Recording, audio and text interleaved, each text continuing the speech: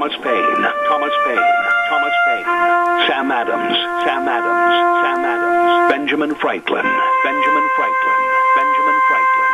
These men spoke up for what they thought was right. From their courage came such documents as the Declaration of Independence and the Constitution of the United States. From their willingness to speak what was sometimes unpopular but right, we enjoy such liberties as freedom of speech, the right to keep and bear arms, and freedom of religion. There are those who still wish to oppress our freedoms, and there are still patriots willing to stand up and defend life, liberty, and the pursuit of happiness. Men like Zeb Bell, who honor our founding fathers and what they stood for. It's now time for Zeb at the ranch, speaking up and defending your freedoms.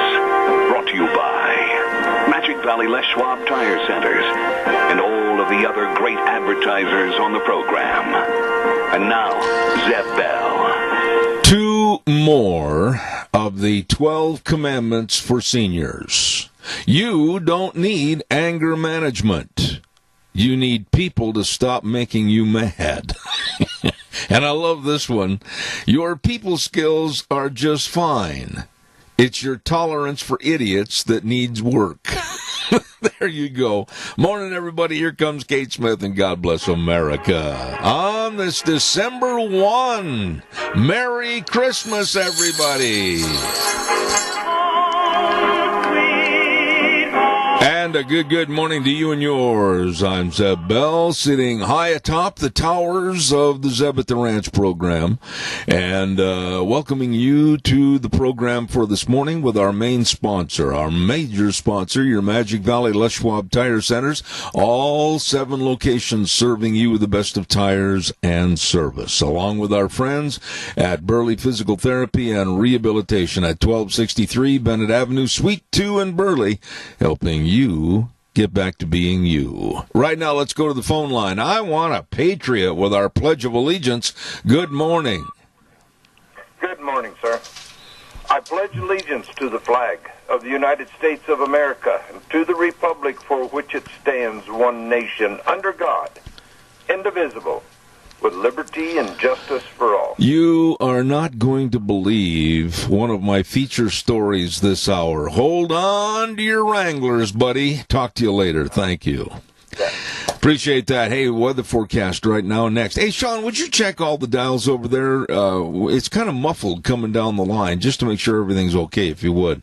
Our weather brought to you by K&R Rental at 256 South, 600 West of Hayburn. And they're right smack dab on the Burley-Paul Highway. 678-3122, the number to call. And they've got all your equipment, tools, everything for both long and short-term rental to finish any kind of a task. So you get a hold of them today. Roger and the crew get there early in the morning at 7 o'clock. K&R Rental. And right now, here's Gina with the forecast.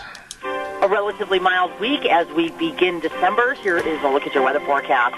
We are expecting mostly sunny skies for today. High of about 37, a slight breeze out of the southwest at about 8 miles an hour. Tonight, mostly clear skies, low of 17. Tomorrow, mostly cloudy, then becoming partly sunny by the afternoon. High of 36 with an overnight low of 13.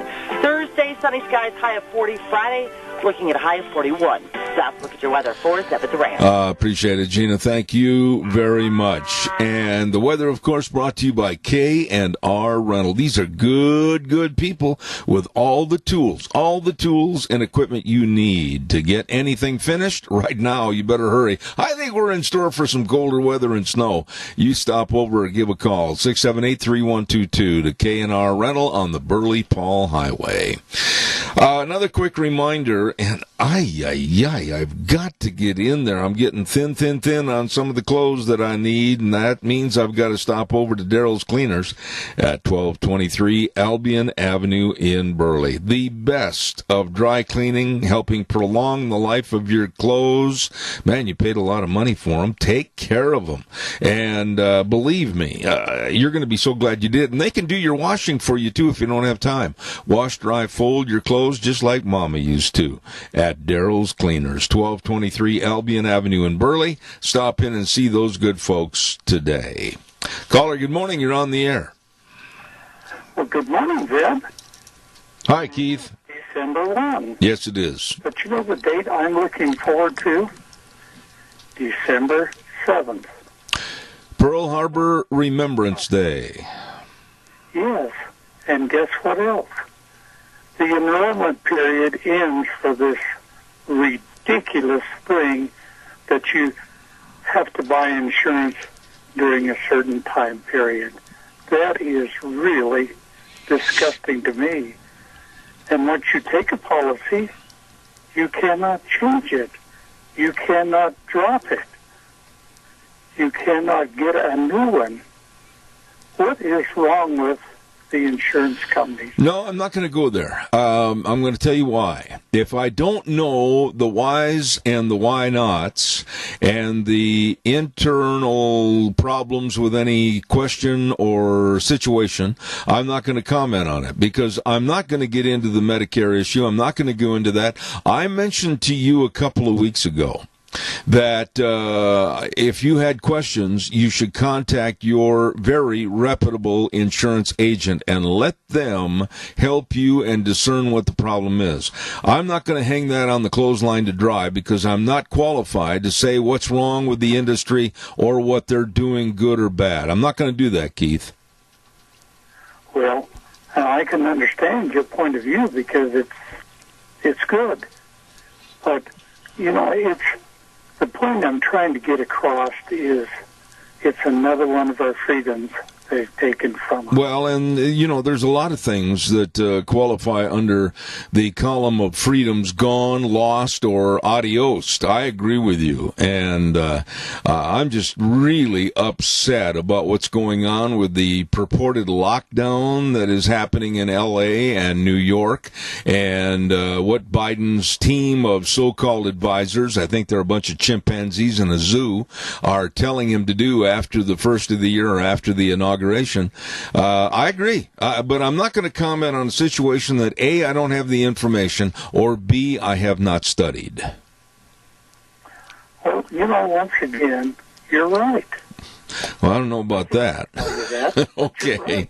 Hey, listen, God bless you, man. And thanks for always cracking open the case in the morning. We appreciate it. Thank you.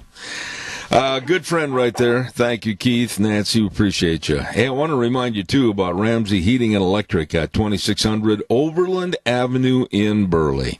Number to call, 678-0459. And literally all, underline it, all, your heating, cooling, and electrical needs. They are good with 7 decades of experience, top-notch people that can help you, will help you, and solve the problems. Absolutely. Whatever you need to do with your heating, cooling, and electrical, don't forget Ramsey Heating and Electric, 678-0459. They're open 7:30 to 5, Monday through Friday. The best, Ramsey Heating and Electric at 2600 Overland Avenue in Burley. I've got a story here in just a moment that I'm just absolutely blown away that this is happening in the United States, and it's happening right next to us in our neighboring state of Washington. I'm going to be talking to you about that in just a minute. I want to remind you, too, about our friends at Denny's Restaurant, America's Diner. Oh, boy, good food, good eating all the time. I mean, breakfast, lunch, and dinner, and, of course, all the desserts, and they've got menu choices that are just phenomenal. Whether you're going in for breakfast, all the breakfast skillets, and, of course, the pancakes and the omelets and the strawberry crepes, or whether you're going in for lunch like the Parmesan chicken sizzling skillet, oh my, it is good. Stop in. Denny's Restaurant, 611 North Overland in Burley, and of course they are America's Diner. All right, calls are welcome and appreciated this morning, so give us a jingle on the landline at 436-2244, 1-866-927-4587. Couple of quick notes, and I mean this. Merry Christmas. Merry Merry Christmas. Yes, we are going to make it a very Merry Christmas. Don't be down because of government powers or government statements about, well, we're going to shut you down. Well, we're going to stop this. Do your Christmas as always.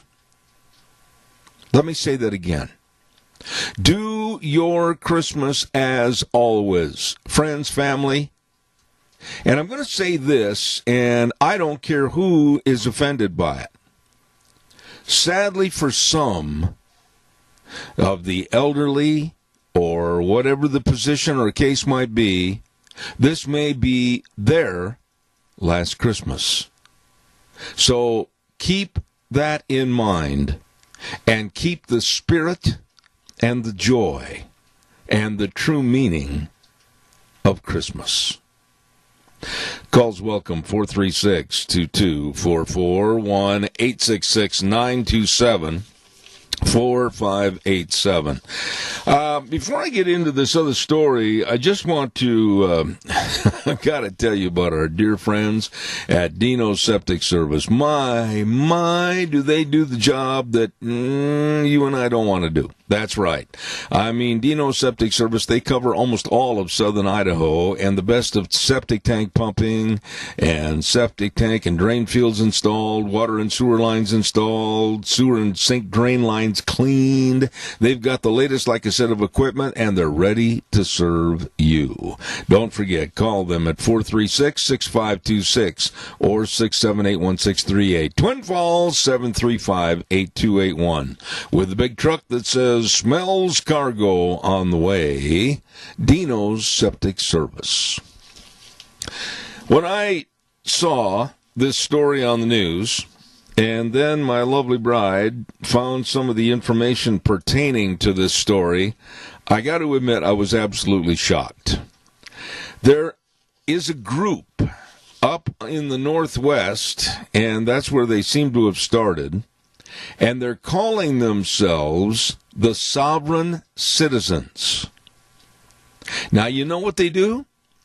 They walk up to your house and knock on the door, and when you go to the door of the house, they tell you that you are leaving and they are coming in. They are telling you that they are above the laws of the United States, and they are not subject to any court proceedings, and they are telling you that they own your property because they are part of the sovereign citizens of this land. And they claim that they are claiming ownership of homes. These obnoxious, worthless punks have created a lot of problems already, to where police have had to be called, and it's cost money to the homeowner and everything. Can you imagine? What would you do? I know what I would do. But what would you do if this group walked up and rang your doorbell and they said, Mr. and Mrs. Smith, you, of course, are trespassing on our property, and we are there to repossess the home because we own it. They believe that they own all the land between, now get this, Alaska and Argentina, and all the islands in between. Now, I am really shocked that someone hasn't opened the door and stuck a 12 gauge outside the door and said, you and your little piece of paper and your group called Sovereign Citizens can go straight to and we'll help you. I just don't understand what's going on here. Caller, good morning. You're on the air. Well, this is the thing. See, this is what happens when you allow them to riot, Antifa, Black Lives Matter, whether or not it's Soros funding them or the Chinese government, which is, they don't directly fund them, but the Chinese government are funding every social unrest thing that you can imagine. But just as the thing, if you don't stop them, they start doing this type of thing.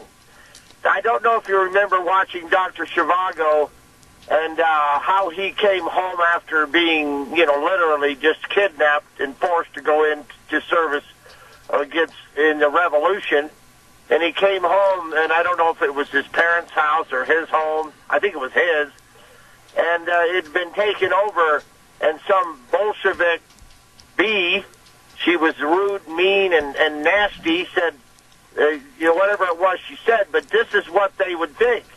They would come into your home, and either you would move into your own bedroom only, or you would be kicked clear out. And unless there's law and order, you will not be able to stop them.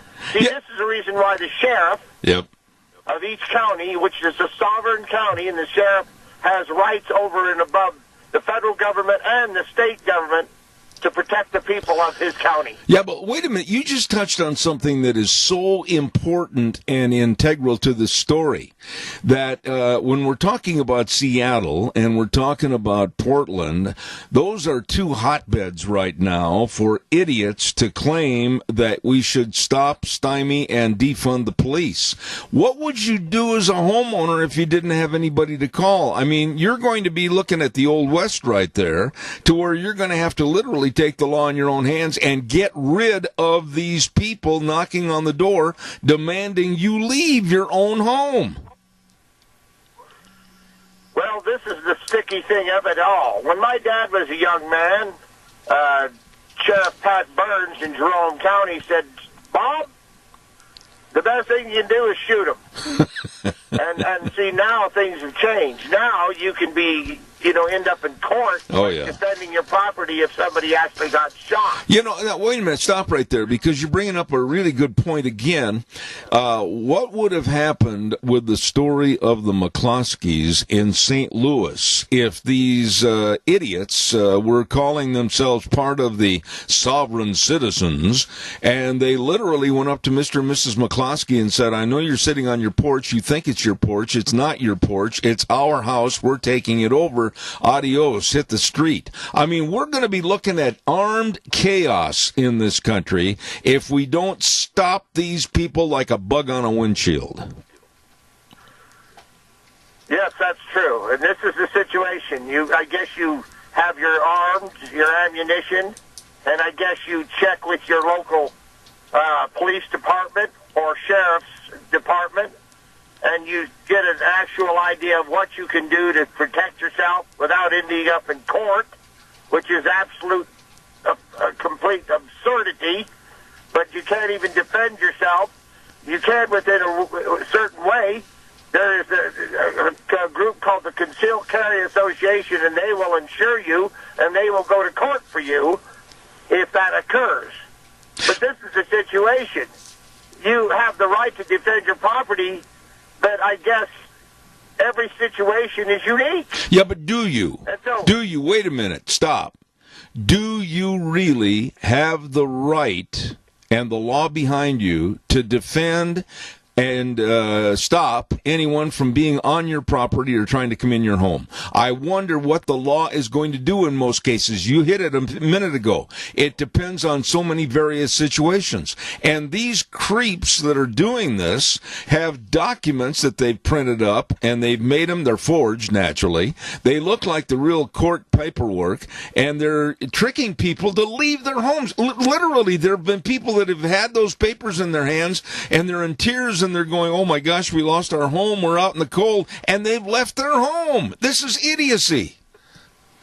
Well, if you actually fell for that, then I pity you for not knowing better. I mean, you got to be aware of certain things. I guess if you're an elderly widow,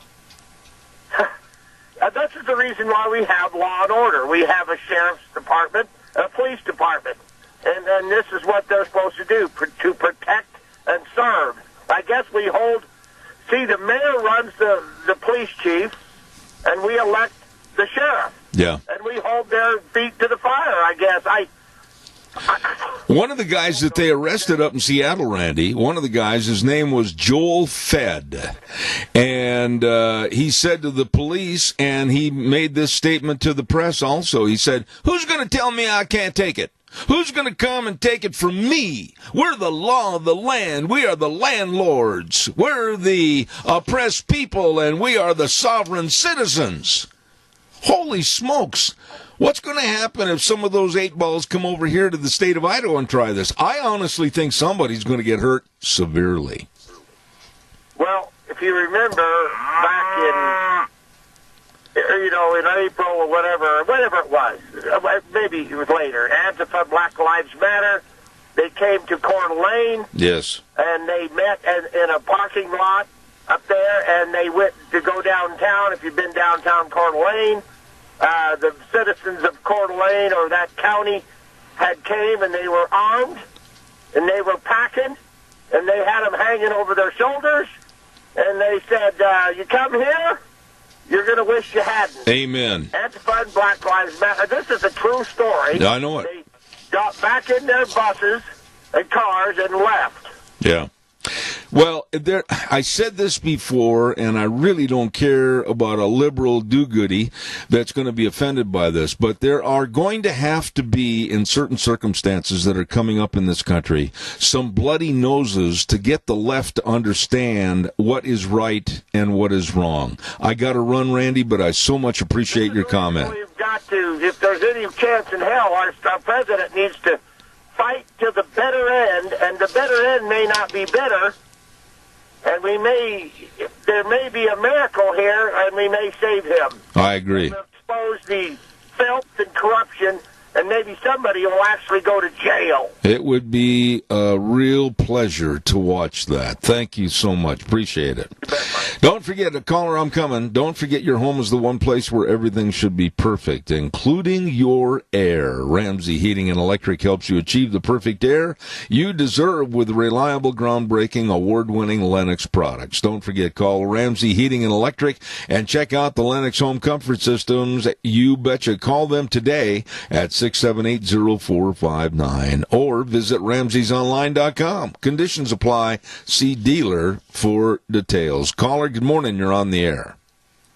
Good morning, Deb. I just finished licking my wounds from our last conversation. But, the thing that I would be concerned about in this case is the mortgage holders. What in the world are they going to do if somebody comes in and says, I'm taking this? What are they going to be able to do? Well, first of all, Keith, let's just go back to the square one. Let's pretend this is a Monopoly game, and you're ready to leave go and make your trek around the board. We've got to nip this in the bud. Nobody should accept anyone's premise that they own your property by standing on the back porch demanding that they get admittance and entrance into your home. Number one, close the door. Don't even open it in the first place, or have another door that's readily locked. Number two, arm yourself. And number three, call the police and don't do anything until they get there. Because these creeps, these vermin, have got to be arrested and locked up, and they're causing nothing but chaos. That's true. But what I can say about Cassia County and probably Minidoka County is that we've got good law enforcement here, and we've got pretty darn good leadership. And I don't think they're going to mess with us. Well, wait a minute, Keith. You and I have been friends. Yeah, these people have been beat up so bad in Seattle, they don't know what to do. Well, yeah, but wait a minute. You and I have been friends for a long, long time, and I have the utmost respect for you and Nancy. But right there, I'm going to caution you as a dear friend. Thinking that something can never happen here is really pie in the sky, and we've got to be aware and not be naive. Anything that's a problem can happen anywhere at any time. Well, once again, you are right. That is. But do we sit here and just twiddle our thumbs and worry about this situation? What is the answer. Well, no, I think what I'm doing by presenting this story is creating an awareness that when you see a couple of people walking up on your porch, number one, I don't open the door. I mean, literally open the door to anyone. We have a screen door and we have a solid door. And I never open the second door until I find out who, what, where, why, and how. Because I don't want certain people in my home. I will not listen to certain people that are outside my home. And I'm very, very discriminatory about who I want to talk to or not. Well, I think you're absolutely right. And I do respect that. I think that's the way it should be handled. You shouldn't be able to just knock on the door and as soon as they come, you just step in. No, you don't do that. No. And I wish more people were more cautious. But when you have somebody that introduces themselves in a very slurred speech fashion as these two idiots that I've got a paper on, a black man and black woman, and they could hardly speak, and they said, well, we're taking over your house, we're taking over your home, we're the sovereign citizens of this land, and we own this land, and they had some forged and phony documents. You know, the best thing to do, slam the door, call the police, and arm yourself so that if they try to break in, it might be the last move they ever make. You know, the one thing I'm wondering about, Deb, is how did they get this footage of them coming up to the door and everything like that? Is this staged? You know, I don't know, but I saw a little bit of this on television last night. Maybe you did too, where they're looking for new home ownership or homes that have just recently been put up for sale, and that seems to be their key target right now. I don't know, and I'm going to find out more about this, but I'll guarantee you one thing. Citizens, don't open your door to anyone until you find out what's going on, and I urge you that if you have a double door situation in your home, keep both of them locked, especially the one to the outside. And if somebody says, well, we're coming in, we're taking over and everything, man, slam the door, call the cops, arm yourself, and don't put up with this baloney. There's another word I wanted to use, but I can't. But the thing that I want people to recognize is the fact that those photographers and everything were not there when this actually happened. Yeah, well, they were in a couple of instances, and your question is very well taken as to how and how did they know what was going on and everything. They did interview one of these guys that couldn't hardly speak and say his name, had the IQ of a rock. And but if this kind of a movement, and I think you'll concur with this, if this kind of a movement is going on the West Coast, Portland, Seattle, etc., Keith, you know as sure as you're sitting in your living room right now, it can happen anywhere. Well, I'll tell you what, if somebody come up to my front door and they had all kinds of braids on their hair and looking stupid like that, I would slam the door. Well, and call the police. Well, that's what I said. Slam the door and call the police. And this is where it gets even trickier, though, Keith, with the defunding, the dismantling, and the dissolving of the police. And we've got to absolutely stand behind our police forces.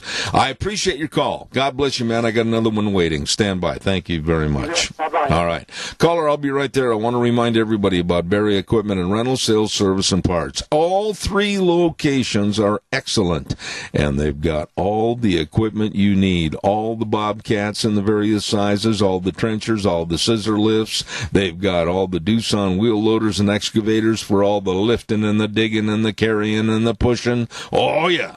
159 West Highway 30 in Burley and 465 Addison Avenue West in Twin Falls. And the Nampa location, great lease programs, super finance programs for you. Stop in and see them today. Barry Equipment and Rental in Burley, Twin Falls, and Nampa. Caller, good morning. You're on the air. Yeah, but the dumbing down of this nation by this legalized marijuana on the streets, and God help us it don't happen in the state of Idaho. Well, I agree with you. I just, our society has become so naive and, like you said, so dumbed down. And whether it's through the school systems or I don't know where the naivete starts at the homeowner as far as letting people into their home. Oh, you've got a document? Oh, you say you own this property? Okay, well, I'll get my suitcase. I'm gone. I'm out of here. Baloney! I mean, the American public has got to fight back and put these people in their place, most of which is on the seat of their pants. Well, it's going to be the American public that does it, because I think government hands are too well tied. I agree. But, you know, I don't want anybody to think, Earl, and I know you don't, but I don't want anybody to think that this can't happen here. These kinds of problems in our society can happen anywhere, anytime, and we all need to be aware and be cognizant of what's going on so that we have a semblance of knowing what to do. Well, I'm seeing the services, public services, are overwhelmed right now, even around here and especially in the nation. When you say that, why and how do you mean that? I'm just going to say that because I've had some personal things that's going on that I've seen that, okay. And I don't want to point fingers at anybody about it, Zeb, but it's what's going on out there in the nation. What's going on out there in the nation today with everything that's happened here in the last 4 years by our Congress and with these demonstrations, it puts a lot of doubt in this nation's mind. It does. I agree with you. And I absolutely think that everybody needs to be aware. That's why I bring these stories to my program in the morning. So it creates an awareness of some of the idiots and the illegal and the criminal minds that are out there trying to do harm to society. Earl, I got another one waiting. You heard the moo of the cow. God bless you. I wasn't aware of what you brought up this morning, but I'm glad you did. But it doesn't surprise me. I know. I agree with you. Take care, my friend. Thank you very much. Appreciate it. Thank you. Caller, good morning. You're on the air. Go ahead, please. Yeah, good morning, Zeb. I just invite them in. Once they came in, I just blow their head off. No, you wouldn't either. Now, come on, Jerry. You know, I think That's exactly what I would do. No, I don't think you would. I don't think you'd let them in the first place. And secondarily, I don't think... Because that way they're threatening me. Yeah. It's legal for me to shoot them. We've got to be aware of these things, and I'm not advocating inviting somebody in and shooting their heads off unless there's been absolutely a perpetration of more crime and bodily injury that might be portrayed against you. What they're doing. Yeah. But this has got to stop, and the public needs to know about these stupid sovereign citizens groups that they're trying to take a toehold not only up in the Northwest but across the country. And we just got to be aware. Well, you know, it's a shame what's happening in Washington. They've legalized hard drugs. Yep. You can go in and they'll inject you. You don't even have to... You know, they'll do it for free. Well, Oregon... A lot of things that are wrong there. I agree. Oregon and Washington... But it's going to have to be the people of that state, and it's Oregon and Washington, I guess, that are doing this. Well, Oregon and Washington have two of the worst... Oregon and Washington have two of the worst governors in the entirety of the United States of America. Oregon's Kate Brown has the combined IQ of a balloon, and Jay Inslee, I'm surprised he ever made it out of high school with a diploma. Well, and you know, the big problem there is mail-in ballots. They legalize that, they make it the way of voting there. Yeah. And it's a shame. It shouldn't be allowed, period. I totally agree with you, and you know my stand on that before you even called. It'll never get publicized on my program again unless it's an adverse publicity to the point where I'm damning it and never wanting it to happen. Thank you, Jerry. You're a dear friend. Appreciate you. You bet. You have a great day, and I'm not really as mean as I sound. All right, Jerry. Thank you so much. Appreciate it. Calls are welcome, 436-2244, 1-866-927-4587. What would you do, really? I mean, I know how I'd react. I've thought about this ever since I put this story together last night. I mean, you got a couple of clowns looking for a circus coming up to your door, or maybe even more than two, and they got a paper that says, oh, well, we're here as sovereign citizens, and we have papers that now we own your home. Uh-huh. Yeah, right. Caller, good morning. You're on the air. Yes, good morning, Zeb. There's something else people should get up over, and this is what I heard on the segment last night, where the Chinese right now are predicting that the year 2027 is going to be the downfall of the United States. Mm-hmm. That's the only time we've got left. Yep. So it's going to be very easy for someone else to come in, a foreigner, to come into our country and take us over. When foreign countries talk about the demise of the United States of America, and they're very blatant about how America's going to fall and we're going to take over and everything, it should be a strong light at the end of the tunnel that we'd better wake up, get up, and start defending our Constitution and our land like never before. I'll guarantee you we are seeing an administration that's possibly going to take over in January that has the intensity of a marshmallow, and I'm very concerned. Well, my feelings are there should be veterans groups in here, and I'd like to be part of it, that would get together, and there may be thousands or maybe a couple of million of veterans, put a stop to this crap and tell them, you try bringing foreigners and taking us over, the blood's going to run in the street. Well, it's going to take... We need another revolution here in this country to straighten it out. Well, I'm not going to argue that at all. And some of the emails and some of the dimwits that criticize that kind of talk are the ones that are also the type that would sit there and roll over like a steamroller, hit them. I just absolutely think we've got so much to fight for, so much to be proud of in this country, and that's the key, Tony. I think we've lost our pride in the greatest country in the world ever, the United States of America.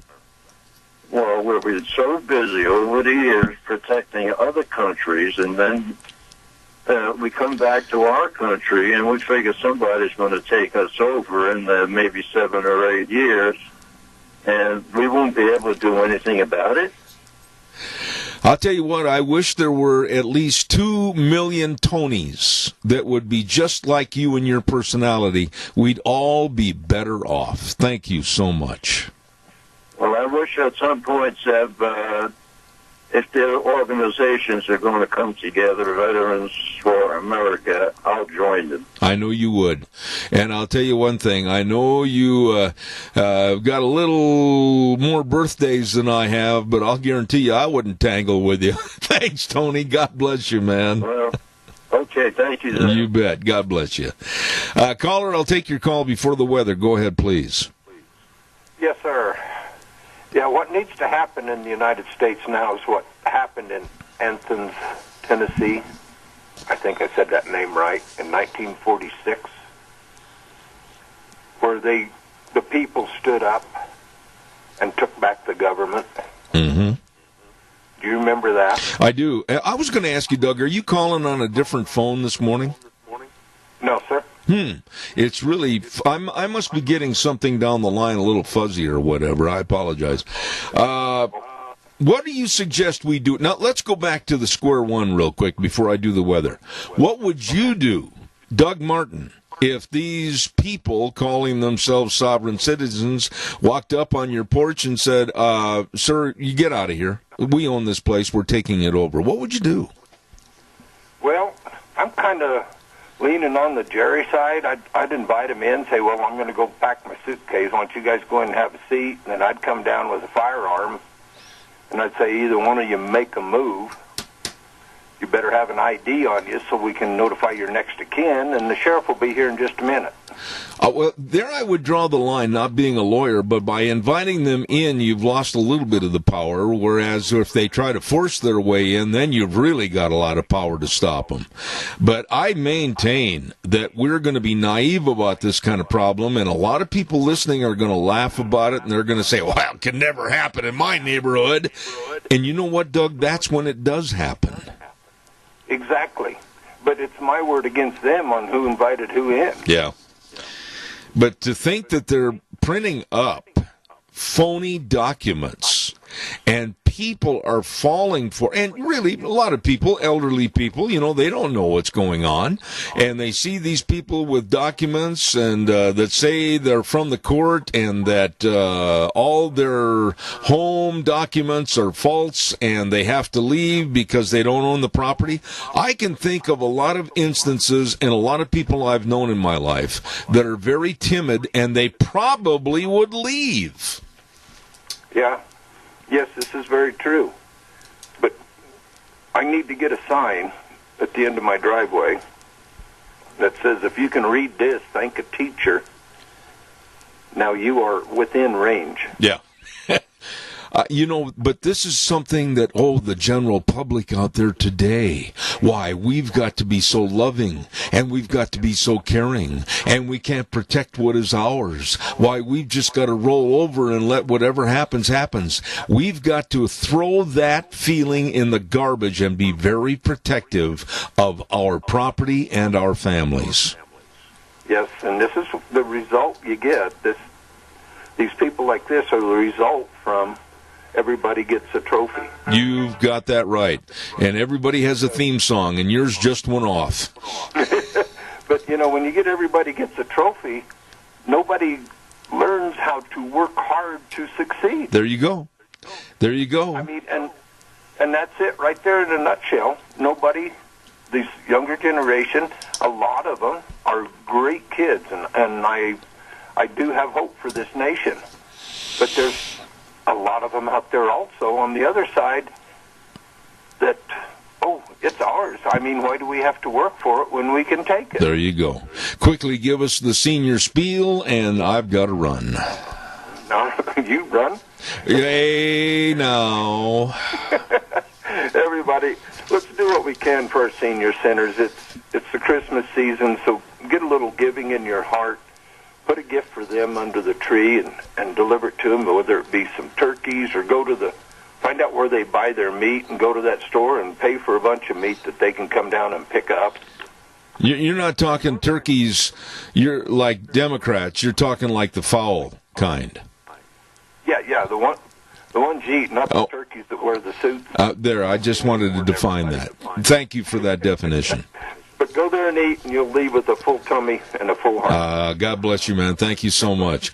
Hey, our weather, which is really late right now, our weather is brought to you by Mount Harrison Audiology and Hearing Aids. And I'm telling you, if you have hearing problems, please let them help you with the best technology available today, and they know what to do at Mount Harrison Audiology and Hearing Aids. Call for an appointment, 312-0957. They're right behind the Minidoka County Hospital, across from the emergency room, Mount Harrison Audiology. And right now, here's Gina with the weather.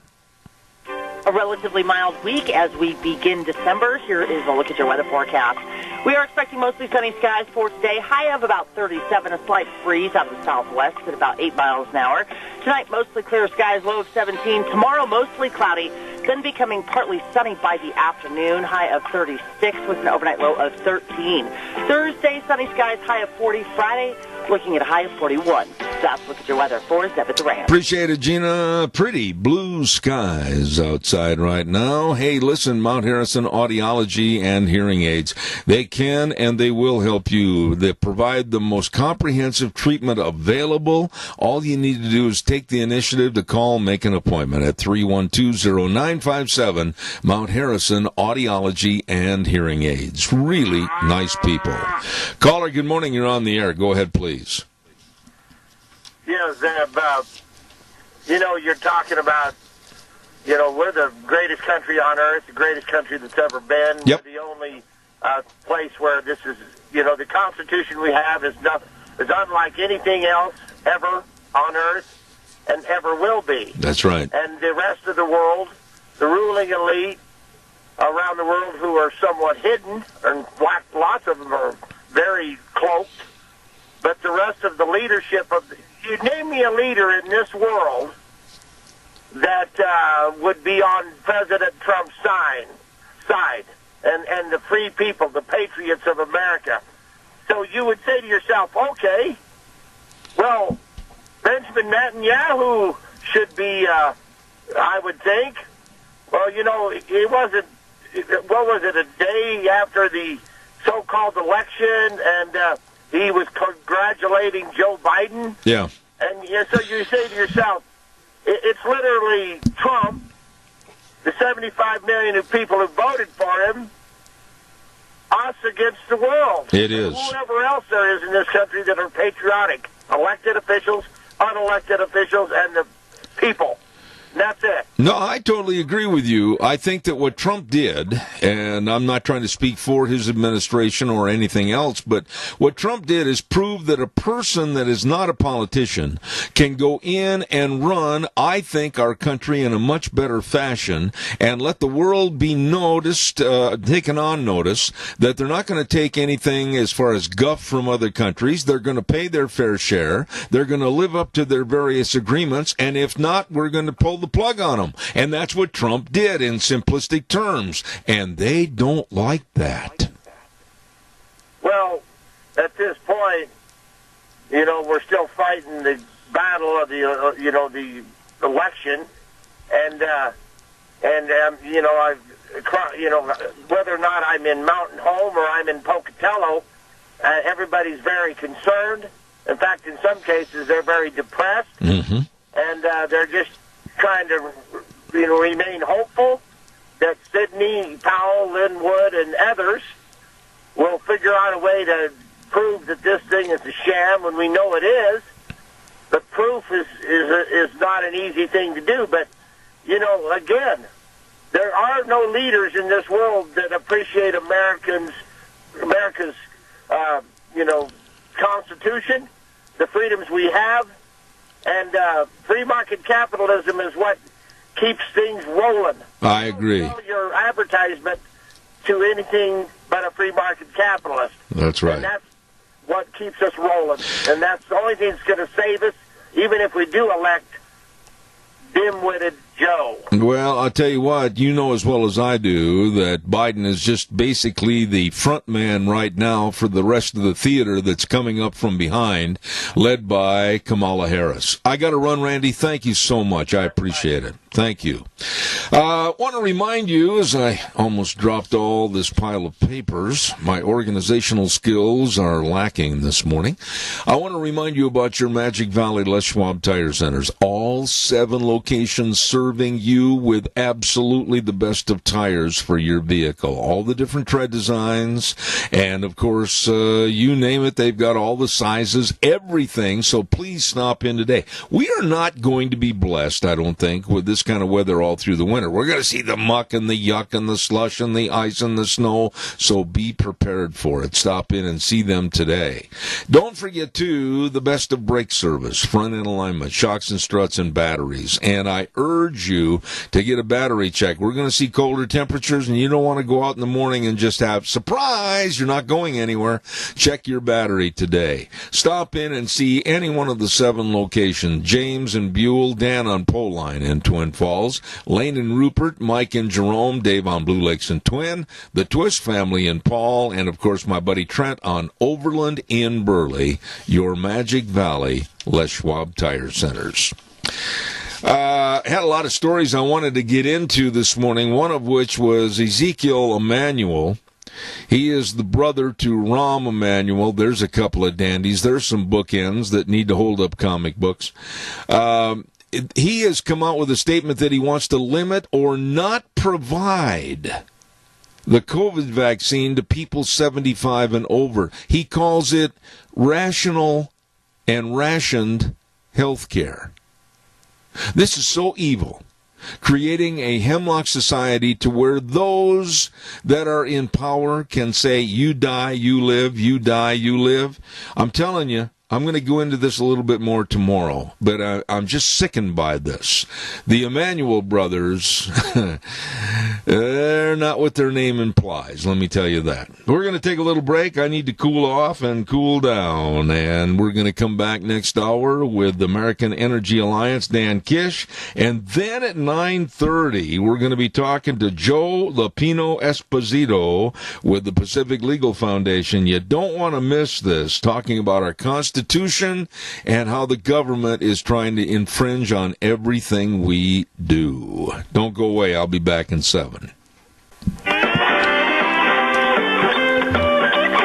Oh, good morning, good morning. It's chilly outside. Blue skies, however, not too bad.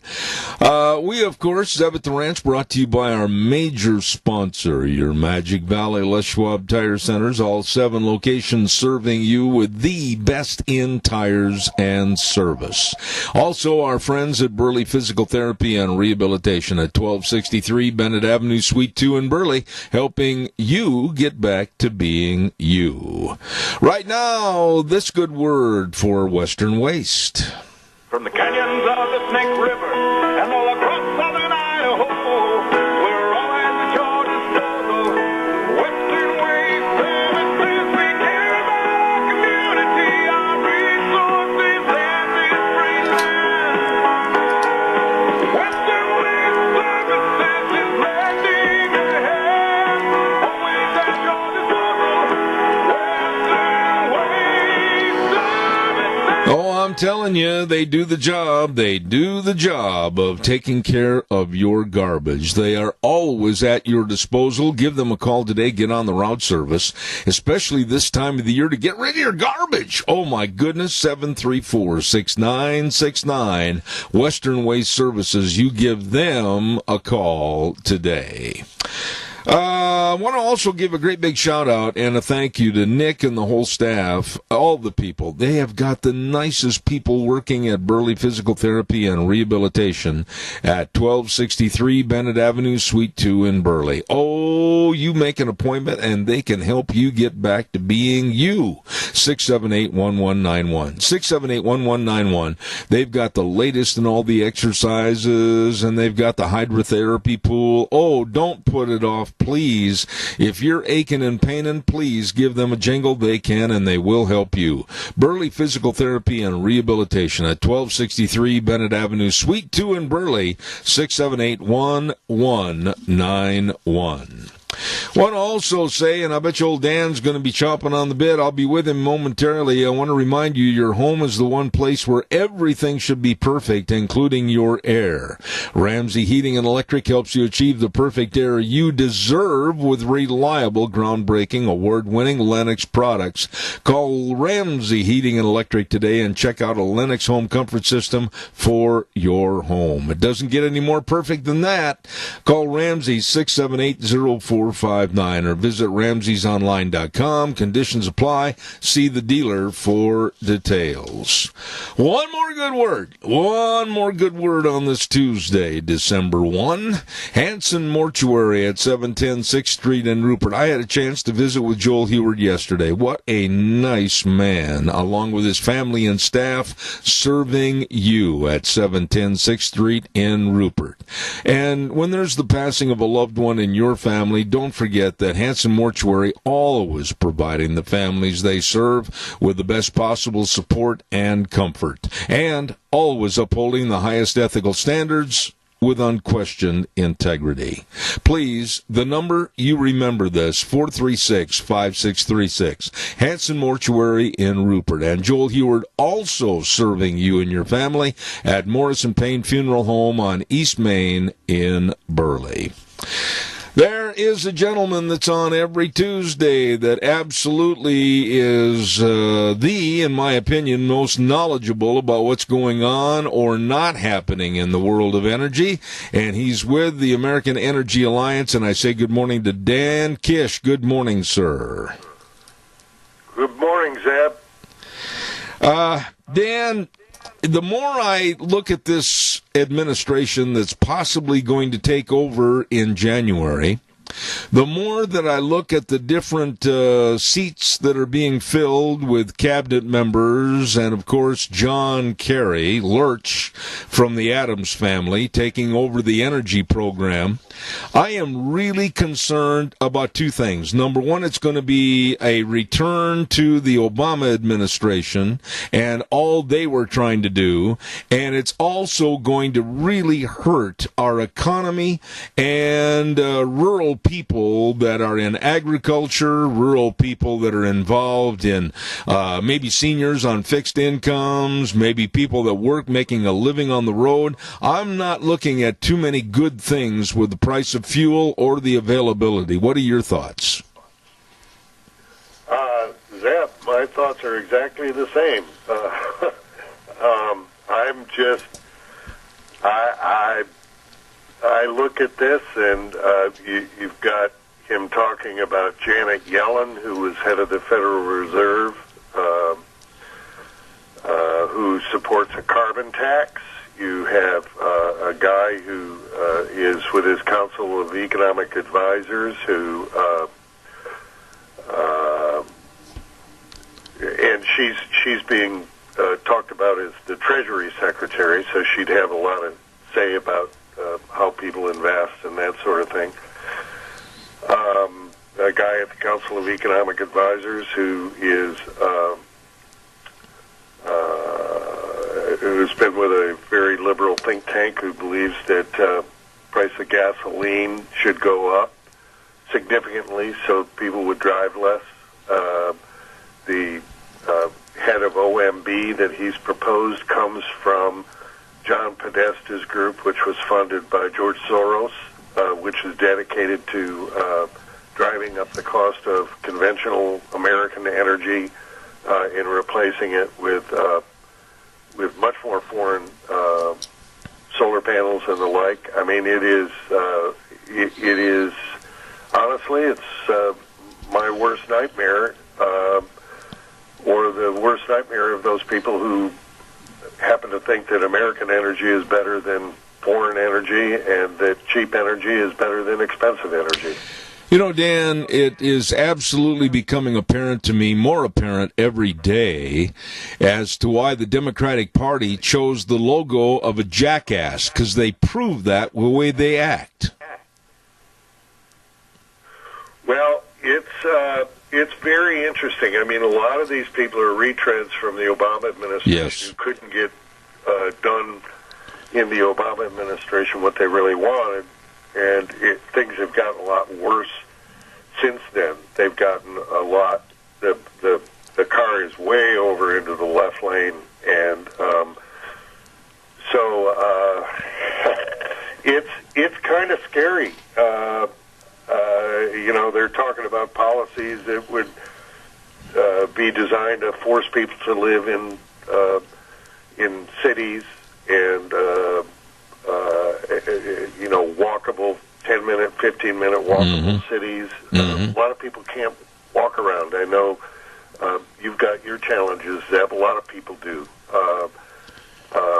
The idea that, you know, all of our cities are going to be designed for 20-somethings when we've got an aging population is makes no sense. But you know, since most of the reporters in Washington and New York for these mainstream media publications are in their 20s and 30s, I suppose they like that.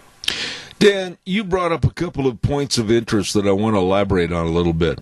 You made the statement, and I totally concur with you, that these left-wing nuts want us to drive less, so they think that by driving up the price on a per-gallon basis, we're going to be forced into driving less. But I don't understand where they get their economic values, because with the driving up of prices of fuel and the supposed supposed slowing down of our business sector, farming sector, transportation sectors, etc., everything else is going to skyrocket. A pair of pants that is delivered, let's say, to Farmington, New Mexico, might elevate its price now to where it's over $60, $70 because of transportation costs. Food costs are going to go through the roof. I mean, where do these people think about the economic backlash from having severely high fuel prices?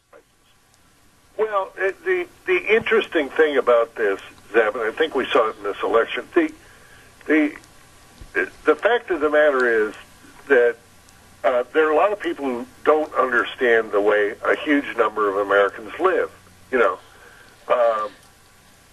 it's not as though people are necessarily impoverished, but they struggle. You know, I mean, they turn that thermostat down when they worry about the bill. They buy the cheapest gasoline they can. They try to minimize their energy costs and conserve where it makes sense, because that makes economic sense for them. These folks don't seem to live in a world that where they've ever been challenged by that. You know, the bill just gets paid, and the credit card goes in the gas machine, and it fills up, and they have no idea what they're doing. It isn't an important part of their expenditures, and so it's really sort of it's hurting those who can afford it the least, because they don't feel the pain themselves. That's right. And that's what's so cruel about it, frankly. It's cruel. Yeah. Ostensibly, these are the people who care about those people who are at the bottom rung of the ladder, but they don't, because their policies seek to make everything more expensive, more difficult, and more taxing upon people without any kind of recognition. It's like they're all in ivory towers. Mm-hmm. You know, like so many of the professors who taught them, who are, you know, they're safe and warm, and everything's fine, and what's your problem? Just do what we say. Let me ask you this, Dan, and this has been thrown around for quite some time, but I'd like your definition on how and if it would be impositioned on the American people a carbon tax. How would that work, and how would we be coerced and forced to pay whatever they deem necessary? Well, it's one of the most devious and diabolical ways of affecting the life of Americans. Essentially, well, we start out with the fact that 80% of our energy that the United States uses comes from sources that produce carbon. Oil, natural gas, and coal. The mix is a little different for electricity, but it's, you know, in the ballpark.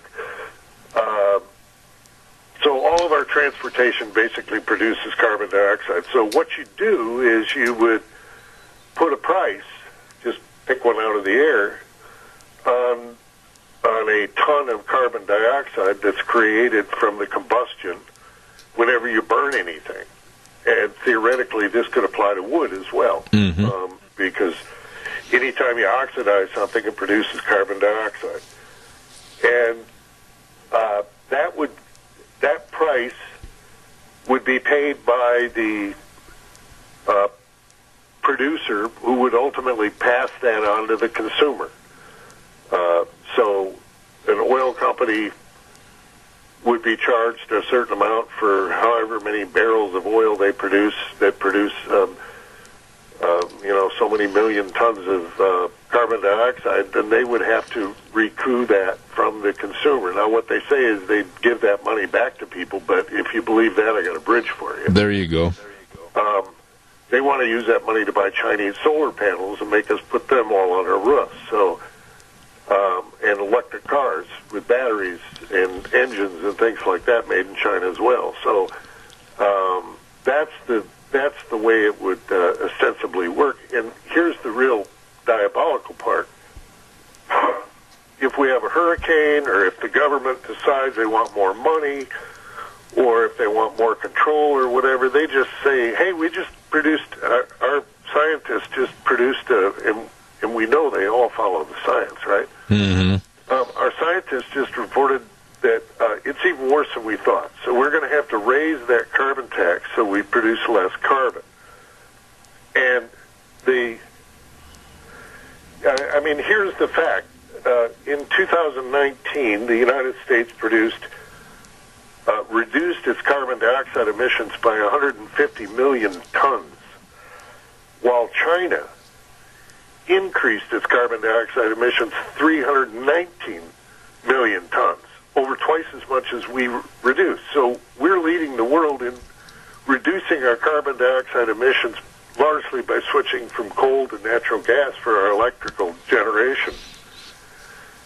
And yet China is free to more than double the increase that we decreased by. And they don't say a thing about China because most of them are all hooked up with China. Yeah, absolutely. Absolutely. I guess what I'm going to say next might rile some people, but it's true, and I want you to expand on it. The first three words of our Constitution, we the people, really doesn't mean anything anymore because government, greed, and power, and the lust for power mean a lot more than we the people, and they're going to step on us like a bug. Would you agree with that? I'm afraid you're getting pretty close to the truth there, Zeb. Listen, this was the fight that founded our country. Our founding fathers looked at the way the world had been operating under kings and dictators and emperors and you name it, and they said, you know what? When government gets too big, people get too small. Individuals get too small. They can't make their own decisions because the government makes all the decisions for them. They take their crops, they take their property. We're not going to do that. We're going to put a fence around these guys. And under the guise of doing good for people, trying to save you from, the earth melting or something, these folks are proposing to basically put a fence around us, tell us what to do, and dictate to us. And so you're not very far from the truth at all, Sam. What does the American public, and I know that you've had a chance to analyze this and look at the proposed problems, what can we do? When you get a Congress, a House that is going to lean left, and God help us all, a Senate that might change and lean left because of maybe something really evil happening in Georgia, and then you have an Oval Office that is tipped over to the left side, are you saying that we absolutely have no power, no way that we can fight this lunacy? Well, what I'm saying is that we're getting very close to losing the ability to do that. If they decide if all those things happen, for example, you would have a situation where they could make it so that when people vote, it no longer matters, which is what our founding fathers wanted to guard against. Again, they wanted to put the fence around government. And keep it fenced in rather than fence the people in by the government. And so ultimately, you could get to a situation. That's what the fight in Georgia is all about. That's why they continue to fight at the presidential level over these votes. But the question is whether there are enough Paul Revere's out there who are willing to say, wait a minute, when we see wrong, we have to declare it's wrong. And we'll see if there are judges willing to do that. Let me ask you one more segment of our conversation, and it extends to a person that I have never liked, never cared for, and have no respect for, and I'm talking about Barack Obama. He is coming out more so now more than ever, especially after this last election, and I have said on my program, and I'll stand behind it, that he is going to be pulling the strings of the puppets that are playing in Washington, and it'll be basically another Obama third term. And he came out and really criticized you and me and Americans for liking cheap gas and big cars more than the environment and really putting us down. What are your thoughts on his comments? Well, I think he's being honest for once. Occasionally he does break into honesty, and we saw this throughout his presidency. He talked about how he told some auto workers, I remember, some guy told him that he had 10 kids or something. How is he supposed to put them in an electric car? And he says, man, you gotta, and he laughed at him. Yeah. And this was some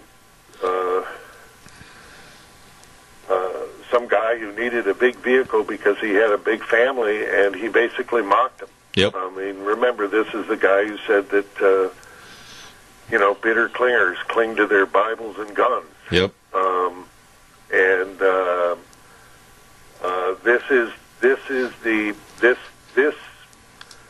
This is an urban elite who look down their nose at the rest of the country, people who get dirt under their fingernails, people who know the value of hard work, people who actually do cling to their guns and Bibles, because those are natural rights that God gave us to both defend ourselves and our families, and to worship in the style in which we find it, and yet they find that objectionable. So I'm not surprised at all that he's beginning to say some of these things now that he's feeling comfortable about the way they've engineered the future of the country. I just hope and I pray, and I mean this, and I have been every night praying for the Georgia situation to stay red, if you will, in those senatorial seats. And I just pray for this country, because we were doing so well. And everything was going great with an energy program that put us #1 in the world. Why in the world are we going to let a clown car come in under the driving of Biden and Harris and destroy everything? Yeah, it's pretty amazing, Zeb. When I think back on it, if it weren't for the Chinese virus, and that's where it came from, we'd be looking at a much different situation, and it sure makes you wonder, doesn't it?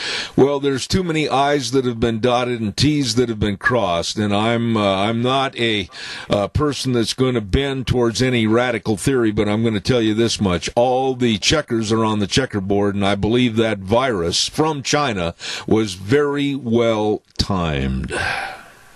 Yes, sir.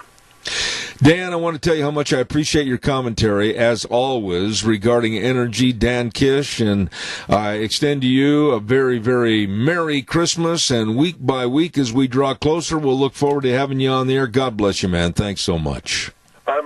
I'm looking forward to it, Zeb. God bless you and yours. All right, take care, my friend. Dan Kish, American Energy Alliance, and a real straight shooter. Don't forget, I know some other straight shooters, and they involve Denny's Restaurant, America's Diner, at 611 North Overland in Burley and 291 Pole Line Road in Twin Falls. Oh, boy, what menu choices.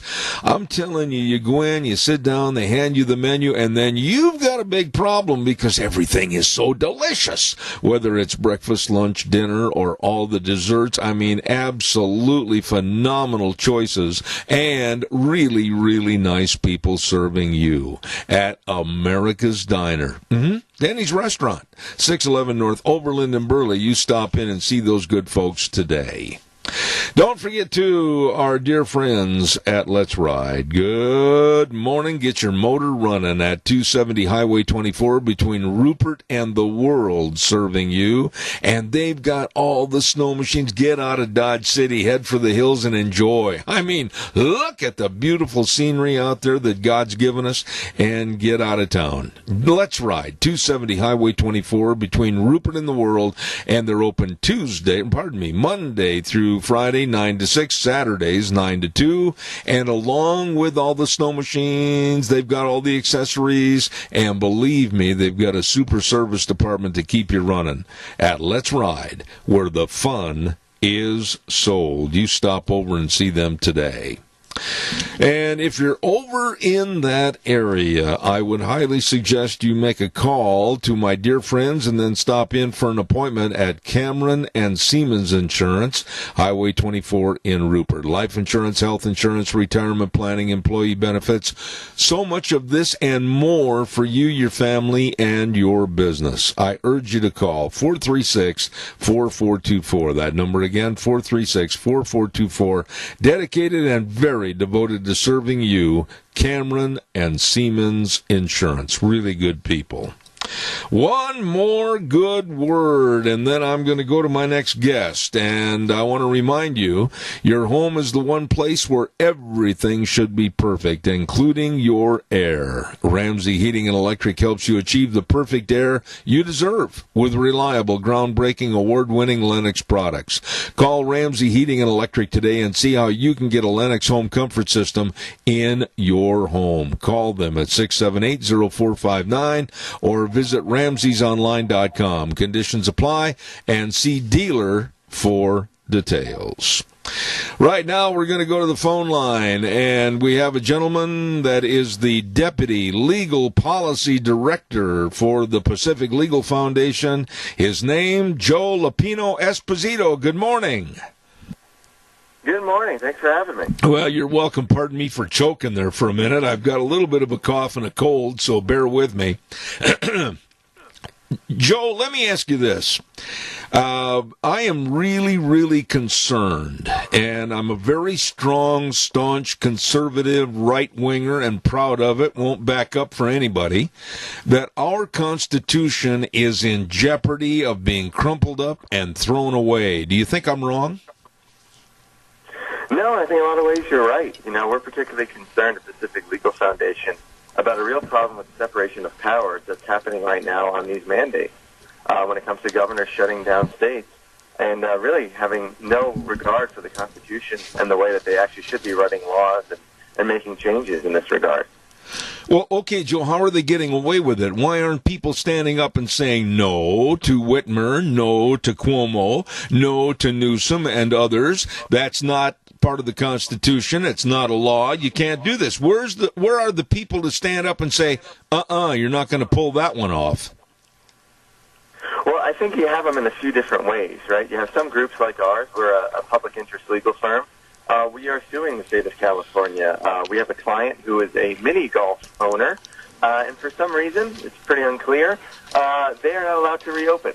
Of course, thousands of other businesses could reopen, although that's sort of going in the opposite direction right now in California. But for a while, thousands of other businesses were open, but the mini golf could not open. So that's one angle that we're taking. And then as you've seen in some other states, like in New York, Governor Cuomo was rather upset a couple weeks ago when some sheriffs said, look, we don't think this order is valid, and we're not going to enforce it. So you do have some people trying to step up and say that we have some issues here, particularly because of the way that these governors are passing these mandates, because they're not going through the legislature, which is the actual way to make law. You know, we may still have some problems with it when they do, but at least we can go through the process and maybe have a little more semblance of order and some semblance of constitutionality to some of these mandates. Joe, let me tell you this, and I've said this now on my program for about the last 3 weeks, that if we, the state of Idaho, go back into another gubernatorial demand of a lockdown, I am urging all the people within the sound of my voice, all the businesses, to ignore it, revolt against it, and leave their businesses open. I am saying, please observe of a mask mandate, if you will, to make sure we don't create more of an infection problem. Wash your hands and have social distancing. But nobody is going to tell me that a mom and pop jewelry store that only maybe has 6 or 7 people coming in a day should be closed when you leave big box stores like Walmart and others open. Right, and you point out the essential problem, at least one of the essential problems with these orders, and that's one of the grounds that we are suing under. It's an equal protection under the law. There's no real reason why certain businesses, like you say, a jewelry store couldn't open, but a Walmart could.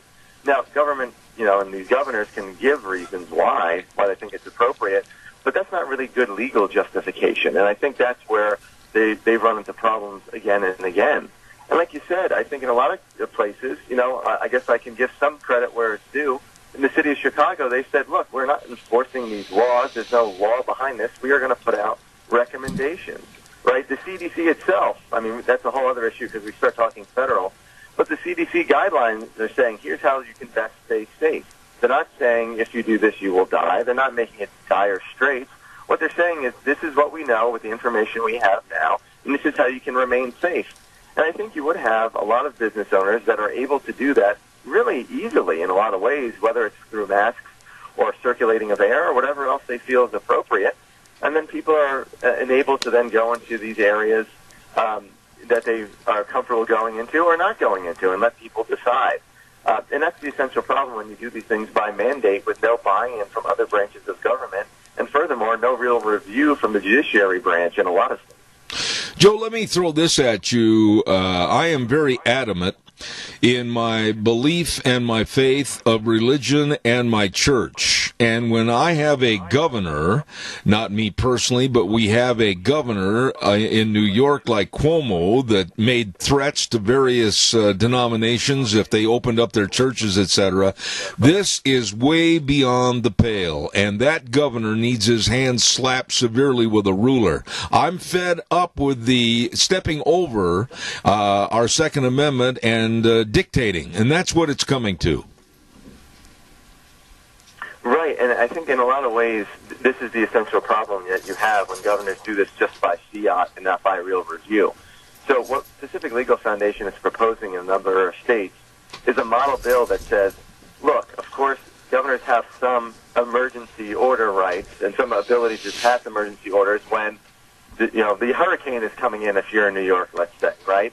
And there needs to be a mandatory evacuation order or a flood. There are some allowances for that type of restriction.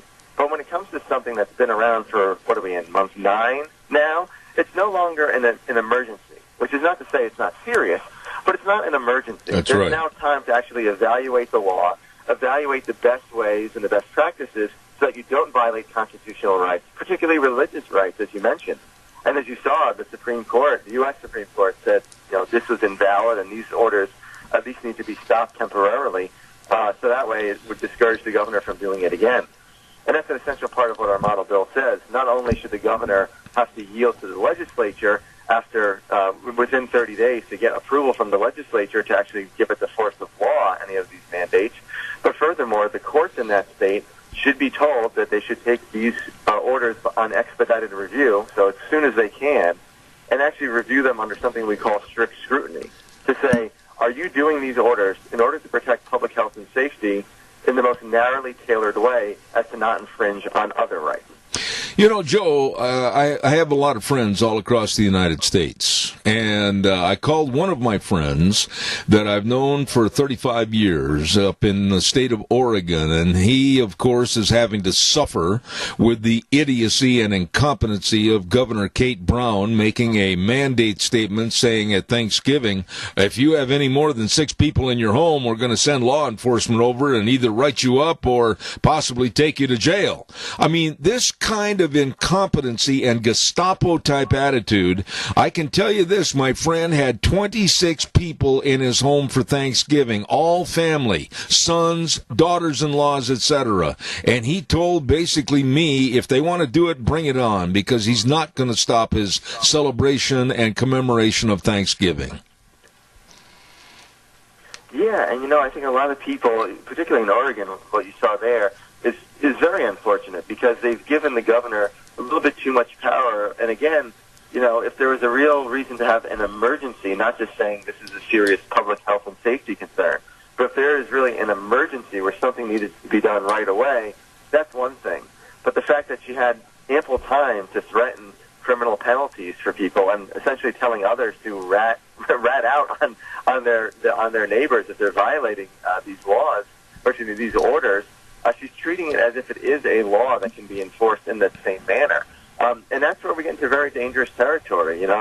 We had a very long conversation over the summer about the need to not always involve police in every interaction. I think there's a lot of folks, particularly in Oregon, and at least in the politics in Oregon, that would have thought that. But when it comes to orders that they want to put out and the orders that they want to mandate, they have a very different opinion. And that's unfortunate because that's inconsistent with a worldview that I think we share in saying that there should be more rights and we should be respecting constitutional rights, not trampling on them.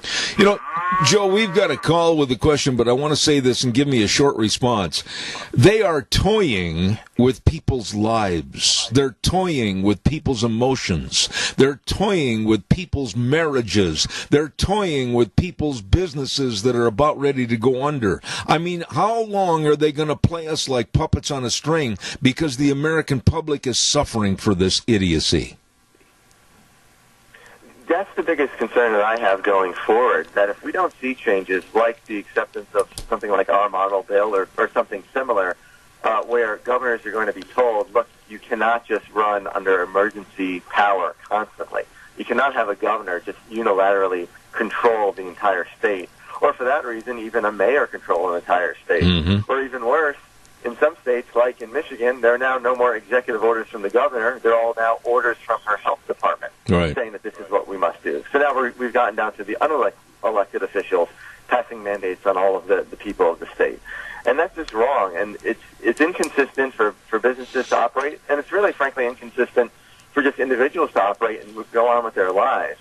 And if instead they were focused on how to improve the situation and not just concerned about people following or not following their mandates, I think we'd be in a much better place. We have a caller with a question or a comment. Go ahead, caller. You're on the air, please. What gives our governors the right to become kings? In other words, in that state, they're the only ones that has anything to say. What happened to our legislature? Shouldn't the governor confer with them? Thank you, caller. Go ahead, if you would, Joe, please. Yeah, I can grab that. Yeah, I mean, I think that's the essential problem that we've seen everywhere. In most states, there is some sort of guidance to say the governor can declare an emergency. So, to go back to New York, they can declare an emergency for up to 30 days, except then the law also allows for them to renew it every 30 days. So that's what they keep doing. Now, under our model, you would say, well, you have the first 30 days in which you have to have the legislature confer, as the caller just said, and say, look, this is how we want to do things, whether we will approve it or change it in one way or another, and really get them involved, and then furthermore, make sure the judiciary is involved as well, and they're reviewing it, that even if the governor and the legislature agree to something that's unconstitutional, well, then the courts will have a chance to take a look at it and strike it down.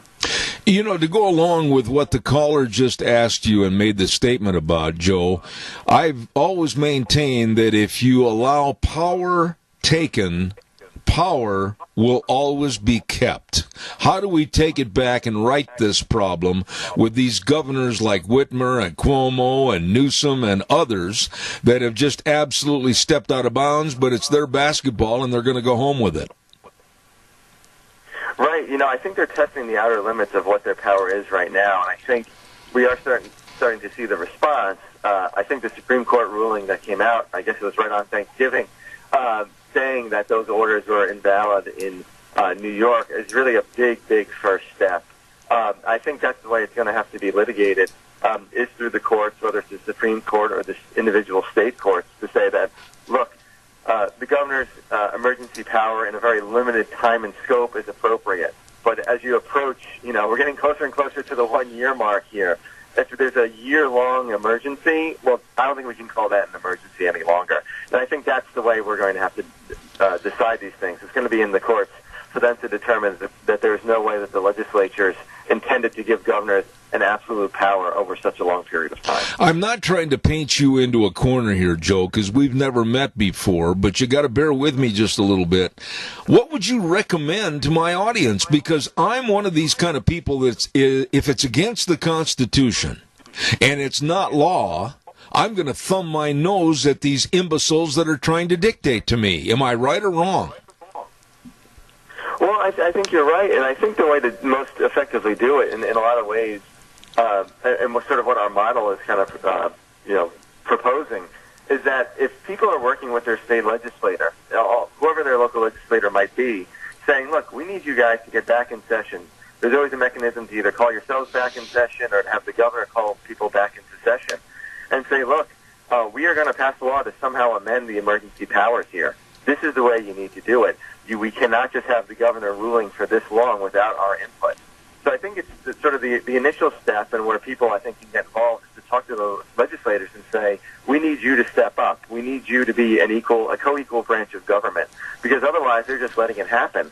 And, I obviously don't know all the politics up near you all, but if the issue is that people want to stay away from it, they're afraid to get involved because it's seen as a public safety and health issue, well, that's wrong. They need to step up. They need to get to the plate and say, we want to pass these laws and we want to work on these issues. And hopefully that's not the case. Hopefully that legislators in Idaho can actually fight for this and actually say, look, this is what we want to do. And really, legislatures in any state to say, this is what we need to do. We need to put ourselves out there as a co-equal branch of government and make it clear that we need to be involved in this process once we have passed the emergency crisis phase. They're telling us this is the new normal. Let's make it normal. Let's go back to regular lawmaking again. Joe, we've got another caller with a question. Caller, good morning. You're on the air. Quickly. Well, when it comes to these shutdowns, you say, okay, was it about getting rid of Trump, which we really haven't gotten done yet, hopefully, or was it about the World Health Organization coming down with pressure on the CDC, and the CDC coming down with pressure on each state and each county? So the shutdowns were, in some cases, not about health, really. They were about politics, whether or not it was, the World Health Organization or the CDC or trying to get rid of Trump. And you say to yourself, well, when it comes to life, aren't we supposed to be dealing with the reality of what really is happening? And if you deal with the actual death rate of COVID, because that's what it's all about, there's been 84 studies that have all came up with the same death rate, 0.2. And I can prove this. And you say to yourself, well, in some cases, this is less than standard influenza. Because of the shutdowns, there's going to be, this is what they have found out. Because of the shutdowns, the crushing effect on our economy and production, 130 million people are going to starve. Did you hear that? 130 million people are going to starve. I'm going to hang up. Respond to the caller, please, Joe, if you would. Yeah, I think the caller brings up a point that's definitely not lost on a lot of Americans, which is that because there has not been a really good review process here, right? In any law, any mandate that's done without consultation with the people, without consultation with the legislature, you're going to have a lot of problems rise up. That's why we have the system that we have. That's why we have a separation of powers. And the way these mandates have been done in most cases is a violation of that. And we really need to get back to standard lawmaking yet again and find a way to properly operate and have public health and safety respected, but also find a way to not get into the dire situation that we are with the economy and as the caller mentioned, with people around the world suffering from this. Let me ask you one final question, and again, I'm going to put you on the spot this time. On a scale of 1 to 10, 1 being not very serious, 10 being really serious, where do you think we are right now as a nation because we've kowtowed to these various governors and given them power that they never should have had and destroyed many facets of our Constitution? Where are we on that scale of 1 to 10? I mean, I put it sort of on the high end of a problem. You know, maybe 7 or 8, depending on how you want to score it. And you know, I think the good news to me, and maybe a reason to be optimistic, is that people are getting tired of this. They're getting tired of the shutdown and the abuse of the emergency power. What we're seeing in a lot of states, and it's not just our ideas, it's people sort of independently coming up with this as well. Legislators saying, there's obviously a problem here. We gave these powers. We thought they would only be used in limited circumstances. And now we see, like you mentioned earlier, once that power is given, it's hard to take it away.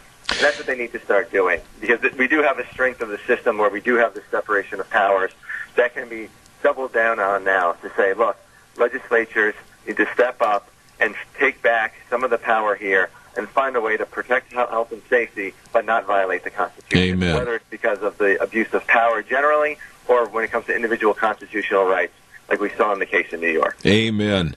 Ladies and gentlemen, this is Joe Lopino Esposito. And Joe, please tell everybody how they can follow this story and others with the Pacific Legal Foundation. Yes, if everybody just goes to pacificlegal.org, you'll find our website. We have all of our battleground issues, as we call them, on the website. We talk about free speech, property rights, and then we have a special section on everything that's going on with COVID, including the deregulation that we think has been actually a positive here. And that, again, that's power that's been taken away and should remain taken away. So let's see if we can keep that going as well. You know, I want to invite you back, Joe, because you did one great job. Thank you very much, Deputy Legal Policy Director for the Pacific Legal Foundation. Joe Lopino Esposito, you're very appreciated. Thank you for being on the program. Yeah, thank you for having me. All right, sir. Thank you. And Merry Christmas to you. Thank you. Really enjoyed our conversation with the Deputy Legal Policy Director for the Pacific Legal Foundation, Joe Lopino Esposito, regarding a lot of our rights that are being eroded, taken away by thug dictator governors. I don't know any other way to put it. And when I look at Whitmer, and I look at Cuomo, and I look at Newsom, the hypocrisy, the greed, and the power lust of these people, just to name those three, there's others, Murphy, etc., it just makes my skin crawl and makes my fist clench. We the people, let's say that again, we the people are and should be in control. We better have the weather. For obvious reasons, I'm late. The weather brought to you by Phillips, Oaks, Goodwin, Crane, and Company. And they are the professionals when it comes to accounting services for the Mini-Cash area and beyond. And they have been for over 50 years. I mean, for you, your family, and your business, the best of tax return preparation, tax planning, business consulting, bookkeeping services, payroll services, retirement planning. Woo! The list goes on and on and on. They are the professionals, with offices at 1710 Overland in Burley and 625th Street in Rupert. Phillips, Oaks, Goodwin, Crane, and Company. And right now, here's Gina with the weather. A relatively mild week as we begin December. Here is a look at your weather forecast. We are expecting mostly sunny skies for today. High of about 37, a slight breeze out of the southwest at about 8 miles an hour. Tonight, mostly clear skies, low of 17. Tomorrow, mostly cloudy, then becoming partly sunny by the afternoon. High of 36 with an overnight low of 13. Thursday, sunny skies, high of 40. Friday, looking at a high of 41.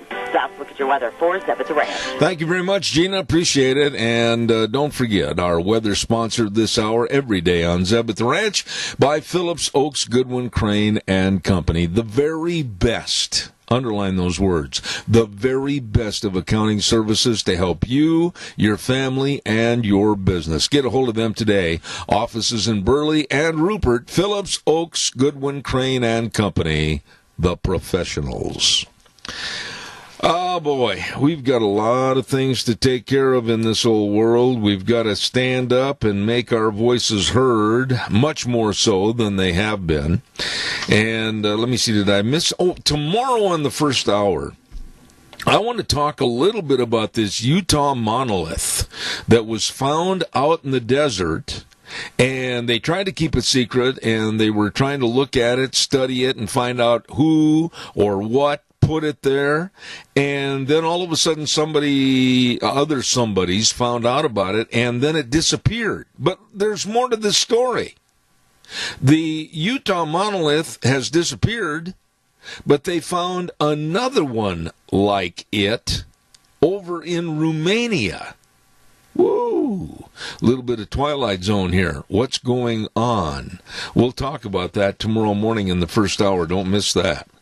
Want to remind you about some people that really know all about electronics. I mean, they can give me all the chapter and verse about all the different electronic products that they have at Patterson's Electronics, but I am just a mere mortal. I'm nothing more than a cowboy talk show host, and boy, they leave me in the dust. I don't understand all this, but for those that are looking for all the various cables and power cords and home theater systems and video surveillance cameras and complete sound systems and all the TVs, woo, doggies, they've got it all at Patterson's Electronics, 421 East Main in Burley. Curtis and Lorena, they will explain everything to you, and you can stop in Monday through Saturday 9 to 6 or give them a call at 678-6997. Patterson's Electronics in Burley. Really, really good people. All right, what have we got coming up next hour? Well, I'll share that with you, Bunky. We've got, of course, the one, the only, and that's Dr. History that'll be coming through the door at about 6 minutes after the hour of 10. And then at 10:30, I really want you to stay tuned because we're going to have Sheryl Chumley back on the program. And she's written a book called Socialists Don't Sleep. Christians Must Rise or America Will Fall. And we're going to be talking about getting the kids back in school. We're going to be talking about how our education has really taken a tumble into the sewer with the internet teaching and the government controls and everything. Don't miss Sheryl Chumley coming up at 10:32 this morning. Let's see. I want to wish you and yours a very Merry Christmas. We're going to do that every single day on this program, 24 days away from Christmas, and a great family time. Right now, we're going to send it back over to Sean. I'll be back in about 7 minutes.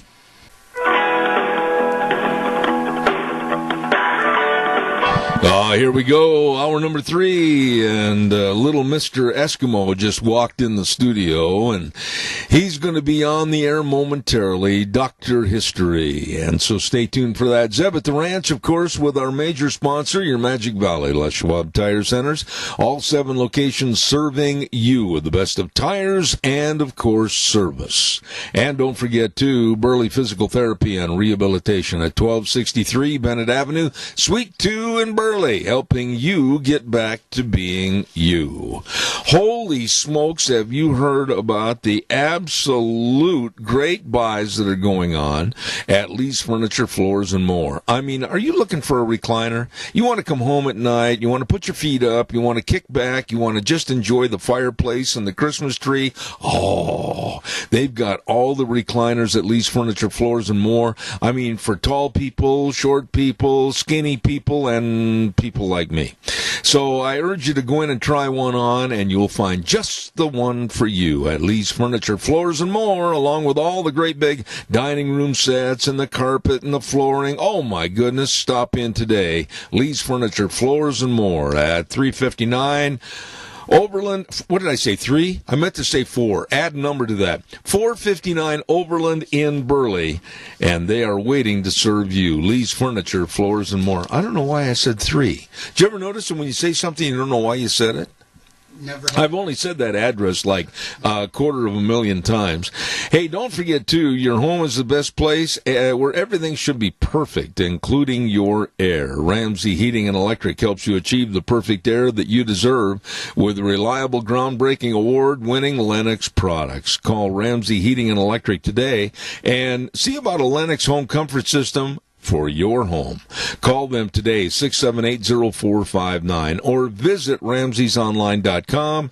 Conditions apply. See dealer for details. Right now, without further ado, and without all the pomp and circumstance, here he is, Dr. History. Good morning, Zeb. Hi, Good buddy. morning. How are you? Great. Had a good weekend with my family and still eating leftovers. What, 75 or 80 people were there? Oh, probably 800 or 900. I see. And how about 25? Like Jesus on the Mount, you just reached into the basket and fed them fish. We did. Okay. So I got to say hi to a few people. All right. I want to say hi to Ian back in New Jersey. He had some more information about Bass Reeves. David has suggested I do a story about the Trail of Tears. Travis also had some more information about Bass Reeves. Let's see. Bill gave me some information about the Yuchi Indians in eastern Tennessee that we talked about. And then Jeff, who's been a listener for quite a long time, he sent me some more pictures about on Laura Ingalls Wilder. Oh, good. So we've had some really good response here in the last week. Isn't it funny? And back off maybe a little bit on the mic. It's Okay. a little fuzzy. But Bass Reeves, for some reason, boy, that really piqued a lot of interest. It did. It really did. Yeah. So And you did a good job on that story. yeah, he was a fun one to talk about. He was did you say he was a pretty big man in stature? I think he was, but you know the comparison is with him and the Lone Ranger. Oh, that's what it was. That's the Yes. comparison, yeah. That's what it was. So today, Zeb, we're going to talk about something I have never really talked about before that probably a lot of people don't think relates to the Old West. Your financial situation. No, we don't want to go there. How about boxing, Zeb? Boxing. Now, I will say that I've read some stories of the Old West where pugilism was really the main attraction of a sport for those folks. Oh, yeah, and that's what we're going to talk about today. Okay. So, All right. you know, the manly art of prize fighting has been around since the beginning of recorded time, but only in the last decade has the sport been promoted into a billion-dollar industry. The evolution of boxing from a working-class pastime of bare-knuckle brawling to a pay-per-view mega attraction can be traced back to two legendary lawmen from the Old West, Wyatt Earp and Bat Masterson. You're kidding. No. I didn't know And that was a surprise to me. But so Wyatt arrived in Nome, Alaska in the summer of 1899. That was after he was in Tombstone and everything, wasn't it? By then, Wyatt had gained some fame in the boxing world, and it wasn't all necessarily good. So Wyatt, in his early 20s, actually began officiating boxing matches across Wyoming territory for railroad crews and buffalo hunters. And before Wyatt got linked with heavyweight champion Bob Fitzsimmons, a pal of Wyatt's, good friend of his, Bat Masterson, helped Judge Roy Bean promote a fight between Fitzsimmons and a guy by the name of Peter Mayer.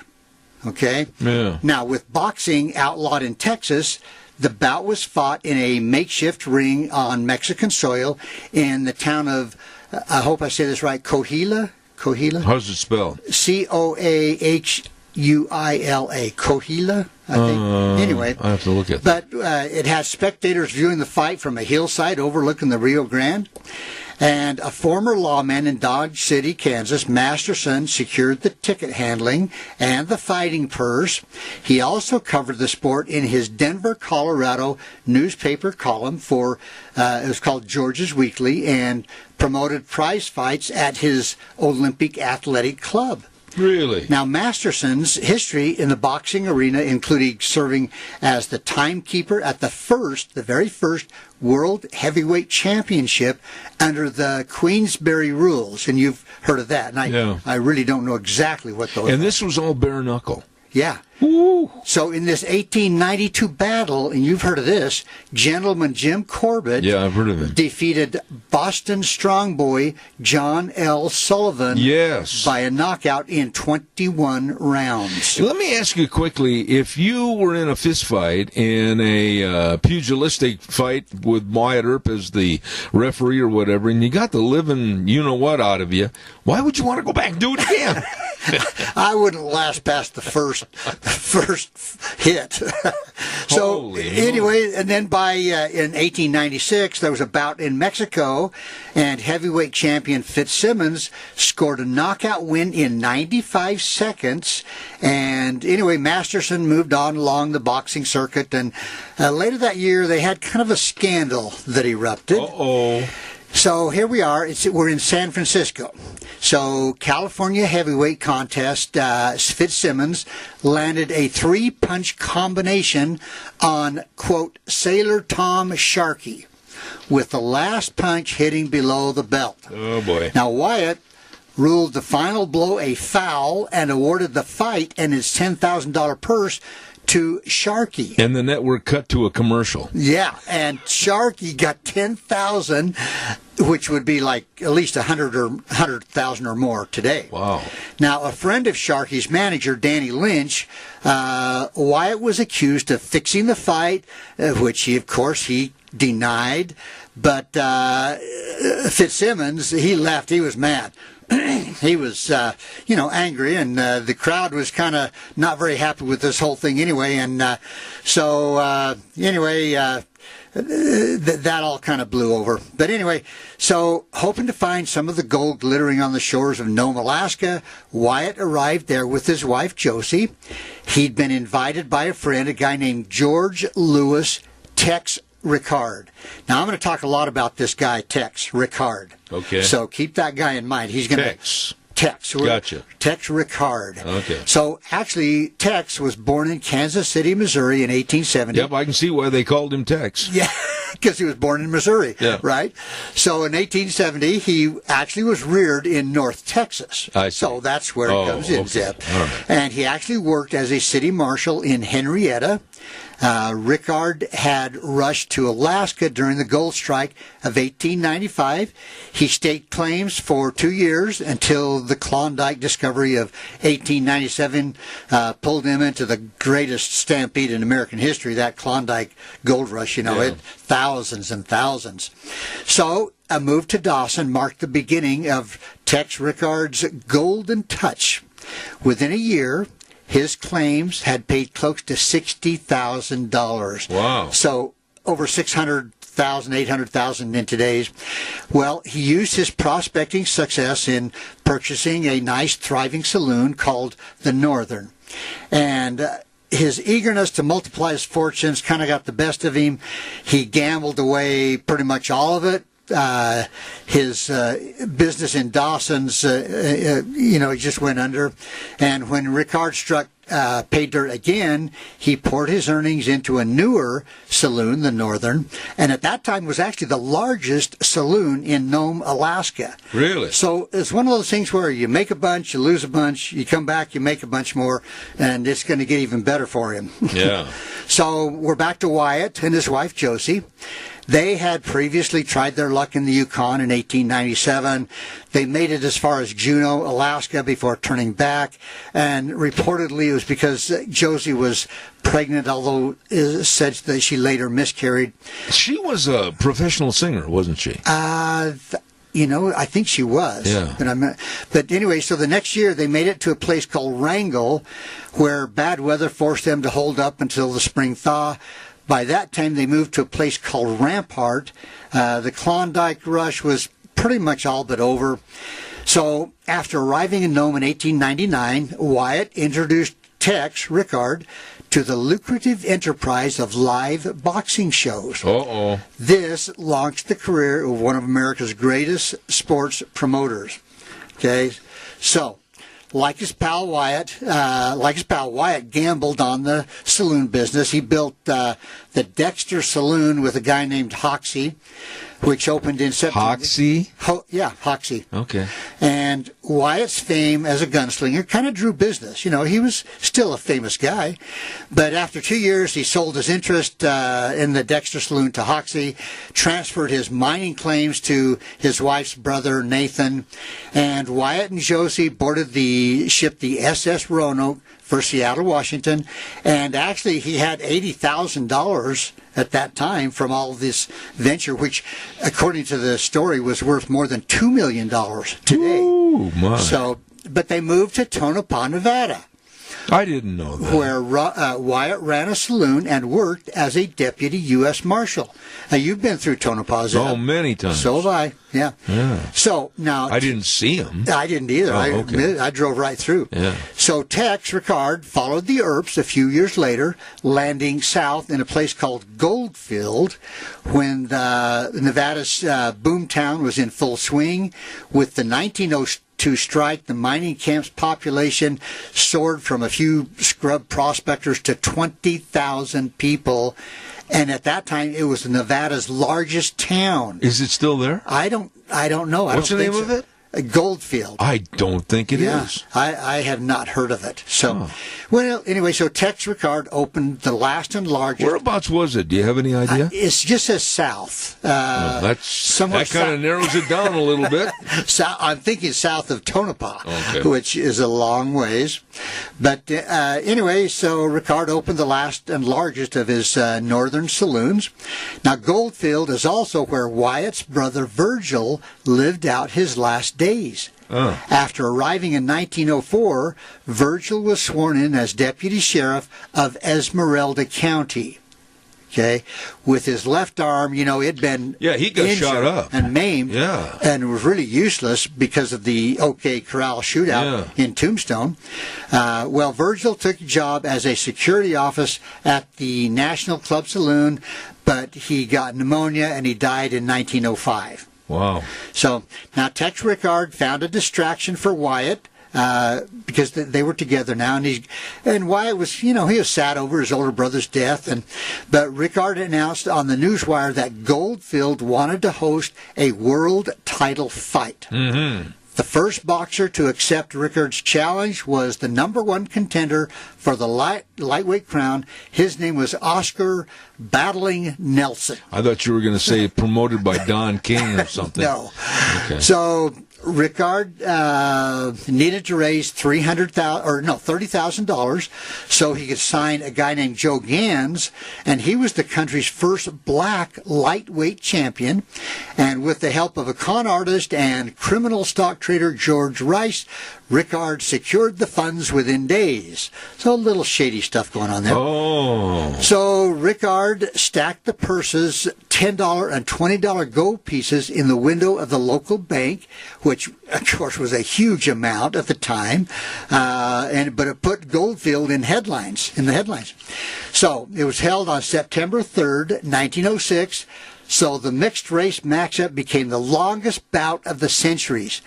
Gans outfought the, quote, durable Dane, winning on a foul in the 42nd round. Wait a minute. They didn't have a set number of rounds? No, they just went till somebody won. The sold out 20,000-seat event paid $69,715, $1.92 million today. Ricard's next main event was Jack Johnson versus James L. Jeffries. Now, this was up in Reno. Billed again as the fight of the century, this July 4th, 1910 heavyweight contest paid out an unheard of sum of $120,000, which is $3.13 million today, to Johnson, so he would defend his title against the undefeated Jeffries. Now, Jeffries was lured out of his 6-year retirement with a guaranteed payout of $60,000, which is $1.56 million today. How much of those fights, or how many of those fights, were kind of rigged and somebody hit the canvas on purpose? If it were me, I'd just hit the canvas right off the bat. He's down. I'll take my $1.5 million and walk away. Anyways, and actually, in that particular fight, it only lasted 15 rounds. And Jeffries got knocked out in the round 15. Well, anyway, when Johnson was defeated by Jess Willard in Havana, Cuba, on April 5th, 1915, Masterson reported on the fight from the New York Morning Telegraph. He was writing for them at the time. And here's what he said. Willard, quote, Willard wore the crown until 1919, when he was crushed in 3 rounds by Manasseh Mahler, Jack Dempsey. Oh. The Ricard promoted event launched the Roaring Twenties and the golden age of boxing in American boxing for the Blue Bloods. So now, was that still bare knuckle or was it with gloves? I don't know. Because I don't think Dempsey ever fought bare knuckle, did he? I don't know. It's 1919, so I'm not sure. But anyway, when New York legalized boxing in 1920, Tex Ricard moved his promotional operations to Manhattan. By then, Ricard and Masterson were respected members of New York's high society. They were friends of the Astors, the Rockefellers, the Roosevelts. They would stroll the sidewalks of New York with their trademark fedora hat or Stetson hat and gold-handled walking sticks. Oh, my. You know, they made quite a sight. Anyway, Ricard's first $1 million gate took place on July 2nd, 1921. The bout between Dempsey and George's Carpenter. More than 90,000 historical fans paid $1,789,000 to watch Dempsey demolish the Frenchman in 4 rounds. And actually, the fight was the first major radio broadcast of a sporting event. Now, this, I believe that was with boxing gloves. It could have been. Yeah, 1921. I think it was, yeah. Anyway, Dempsey's was also Masterson's last heavyweight championship fight. He died on October 25th of a heart attack after writing a column for the New York Morning Telegraph. And about 500 people attended Masterson's funeral. Tex Ricard served as a pallbearer. But the sport of boxing kept punching on. Ricard assembled financial backers. He called what he called the, quote, 600 millionaires, and constructed a 3rd edition of New York's Madison Square Garden, and it was called The House That Tex Built. You're kidding. And it opened on 8th Avenue in December 1925. Holy The modern setting made it fashionable for ladies and blue bloods to attend boxing matches. Well, Ricard also expanded his sports empire. He bought a National Hockey League team in 1926-27. They were the Rangers, later the New York Rangers. Okay, they won the Stanley Cup. Yeah. Then throughout the 1920s, Ricard kind of manipulated the press, continued to produce $1 million gates. The Jack Dempsey-Gene Tunney Championship rematch at Chicago Soldier Field generated a record $2.6 million, which would be $37 million today. Yeah. Tex Ricard. Yeah. So anyway, things kept going on. I know we're about out of time here, but, you know, Ricard actually, Wyatt got sick and he died at age 80, and actually Ricard got sick and died about a week later. Really? Wyatt died in California, didn't he? I thought he did. Not sure. Yeah, I don't see that in my notes here. But anyway, there were thousands of mourners, and Ricard actually supposedly had a $15,000 bronze casket, which would have been probably $150,000 at least now. But does he have any family members that are left in the boxing sport, or? I have no idea. I've never heard. Did he ever get married and have children? Doesn't say that either. You know, but you know, his business was boxing, and he made millions and millions at it. Go back to Bat Masterson, because what's the history on him? Where did he come from, and how did he get his money? Sounds like we got a... Yeah, we got a call. Caller, real fast. I've only got about 2 minutes left. Go ahead. Caller, good morning. Nevada. Pardon me? There is a Goldfield, Nevada. There is a Goldfield, Nevada. Where is it? It's about 3 hours northwest of Vegas. 3 hours northwest. What do you do, go up through Pahrump? I'm not sure. I just Googled it on Google Maps and found that there was a Goldfield. It's over by a place that there's a international car forest, too, over there. All right. Hey, listen, thank you very much for calling in on that. I'm deeply appreciative. Thank you. Yeah. Thank you. So there is a gold field in Nevada. Yeah. So that's the story of boxing in the Old West that moved into the early 20s. But what about Bat Masterson? I mean, he made his history and his fame as being kind of a quasi-gunfighter and a sheriff, etc. Where did he come up with all the money and fame and everything? I think they used him as a... kind of a front man? Yeah, just to, here's a name that is famous. And you get some names like Masterson and Wyatt. Okay, let's see what this caller's got to say. Caller, good morning. You're on the air. Quickly. Cowboy Mike, how you doing? Good, Mike. What do you know for us? Goldfield, Nevada was discovered by, hang on, let me turn the radio down, was discovered by Diamond Field Jack, who was tried to be hung in Albion, Idaho, in the jails in Oakley. Just before they hung him in Albion, the governor put a stay of execution. Man got off the horse, got off the train, rode his horse across Snake River to Albion. When he got to Albion, the horse fell over dead. No, be done. They stopped the hanging of Diamond Field Jack. Well, I appreciate the information. I'm almost... Nevada is very famous. Okay. That gold came out in ledges at first. All right. Diamond Field Jack was the first one to discover that gold there. All right. God bless you, man. Thanks. Appreciate it. Dr. History, final thoughts. We've got a big story about Diamond Field Jack, and he did discover mines worth millions and millions, but died a pauper. We'll take one more quick call. It's got to be fast. Go ahead, caller, fast. Caller, are you there? Guess we lost. As evidently they're not there. Dr. History, you did a great job. I'd like to do some follow-up, though, on Wyatt Earp and Bat Masterson, and also tied into the fray is Doc Holliday. Oh, yes. Yeah. Doc Holliday, the dentist. There. Yep. I do know quite a bit of history about Doc Holliday because of people that I know. I believe his home state was Georgia, where he was born and raised, and I know some of his ancestors. Oh, that's great. Yeah. Yeah, I'd love to have their stories. But anyway, he was a dentist that went sour. He did. You could say that. Yeah.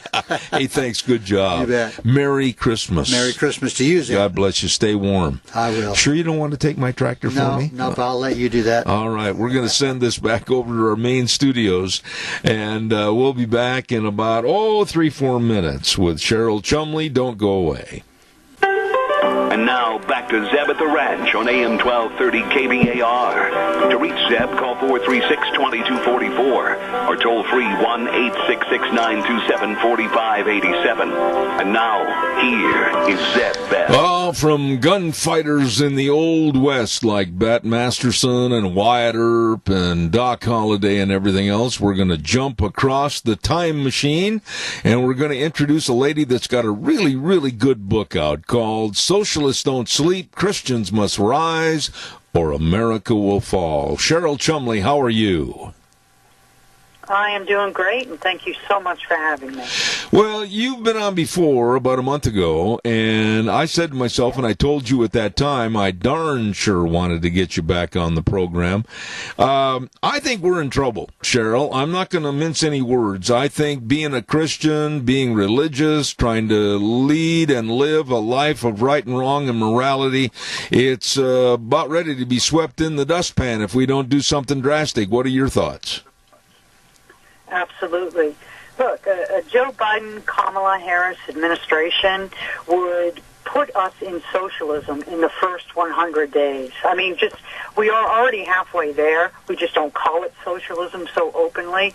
But under these two, under this pair with the far left influence that will be wielded in their administration, we'll just be open about it. It'll be socialism this, socialism that, and eventually America will be turned entirely over to the globalist influences.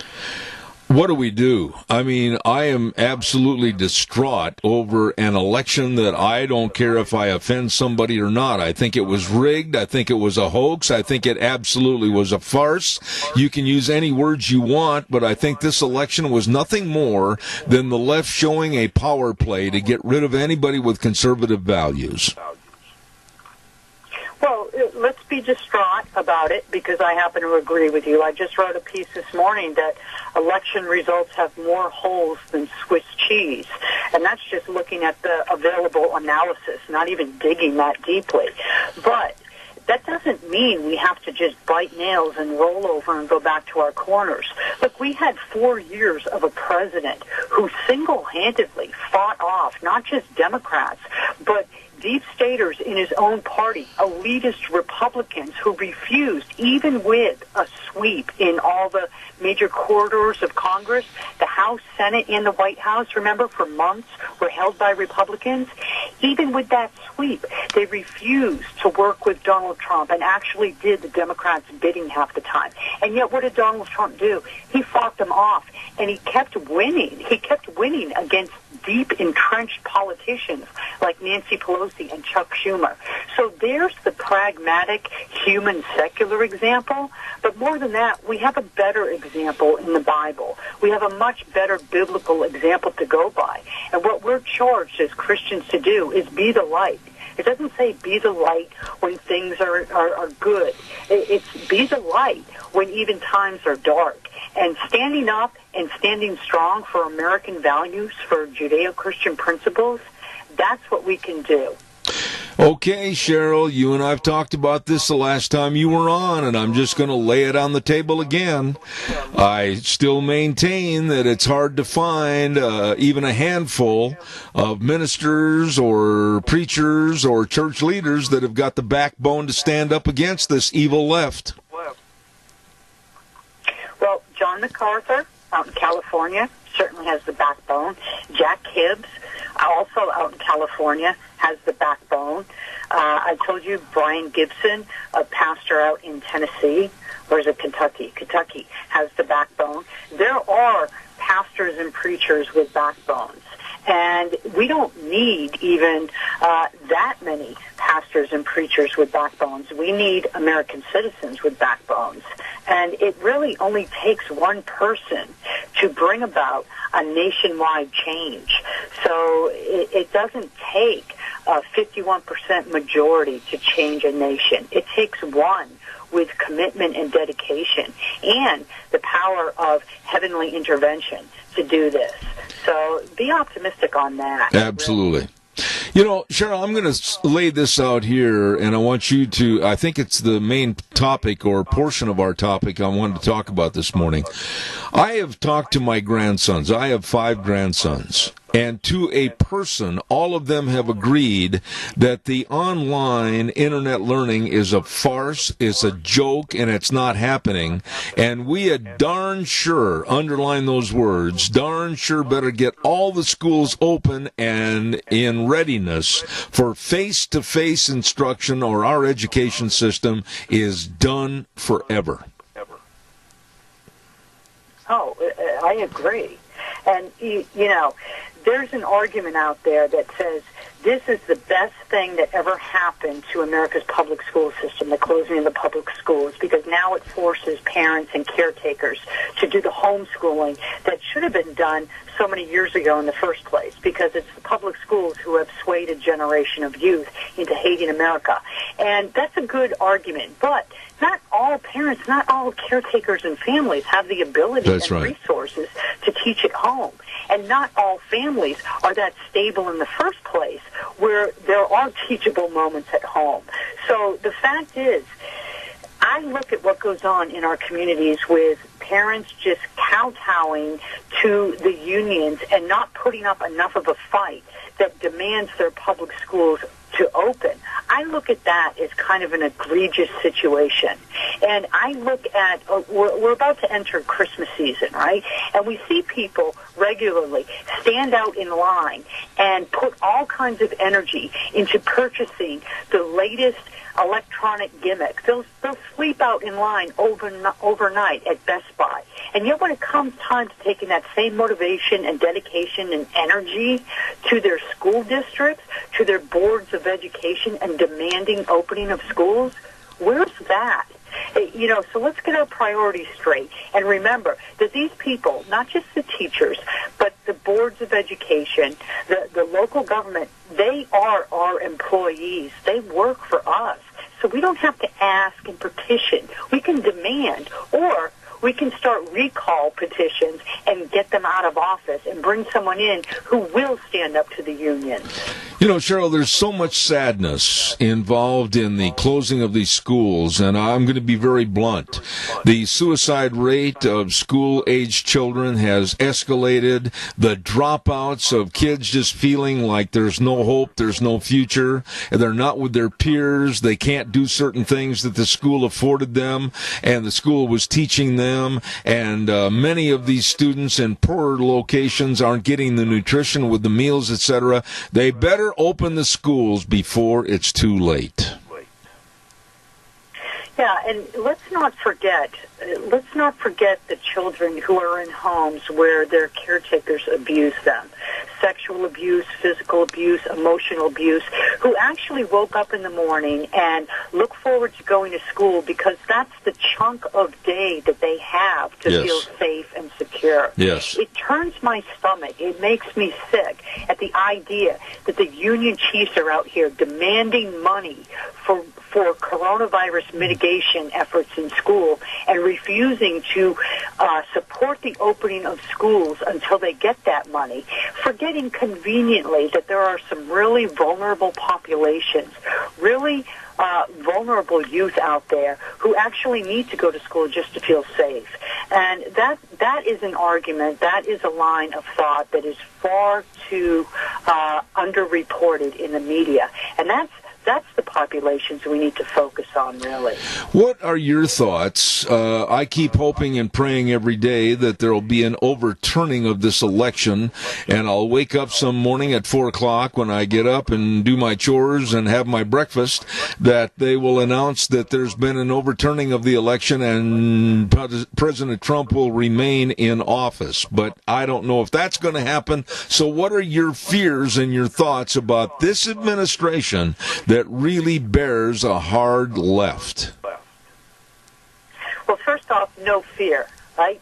Anger, righteous indignation, upset at the socialism that's coming, but I'll be danged if I'm going to be fearful of Joe Biden with his broken foot from playing with a dog. I mean, that's just not the way to go. We're American citizens. We shouldn't be fearful of something like that.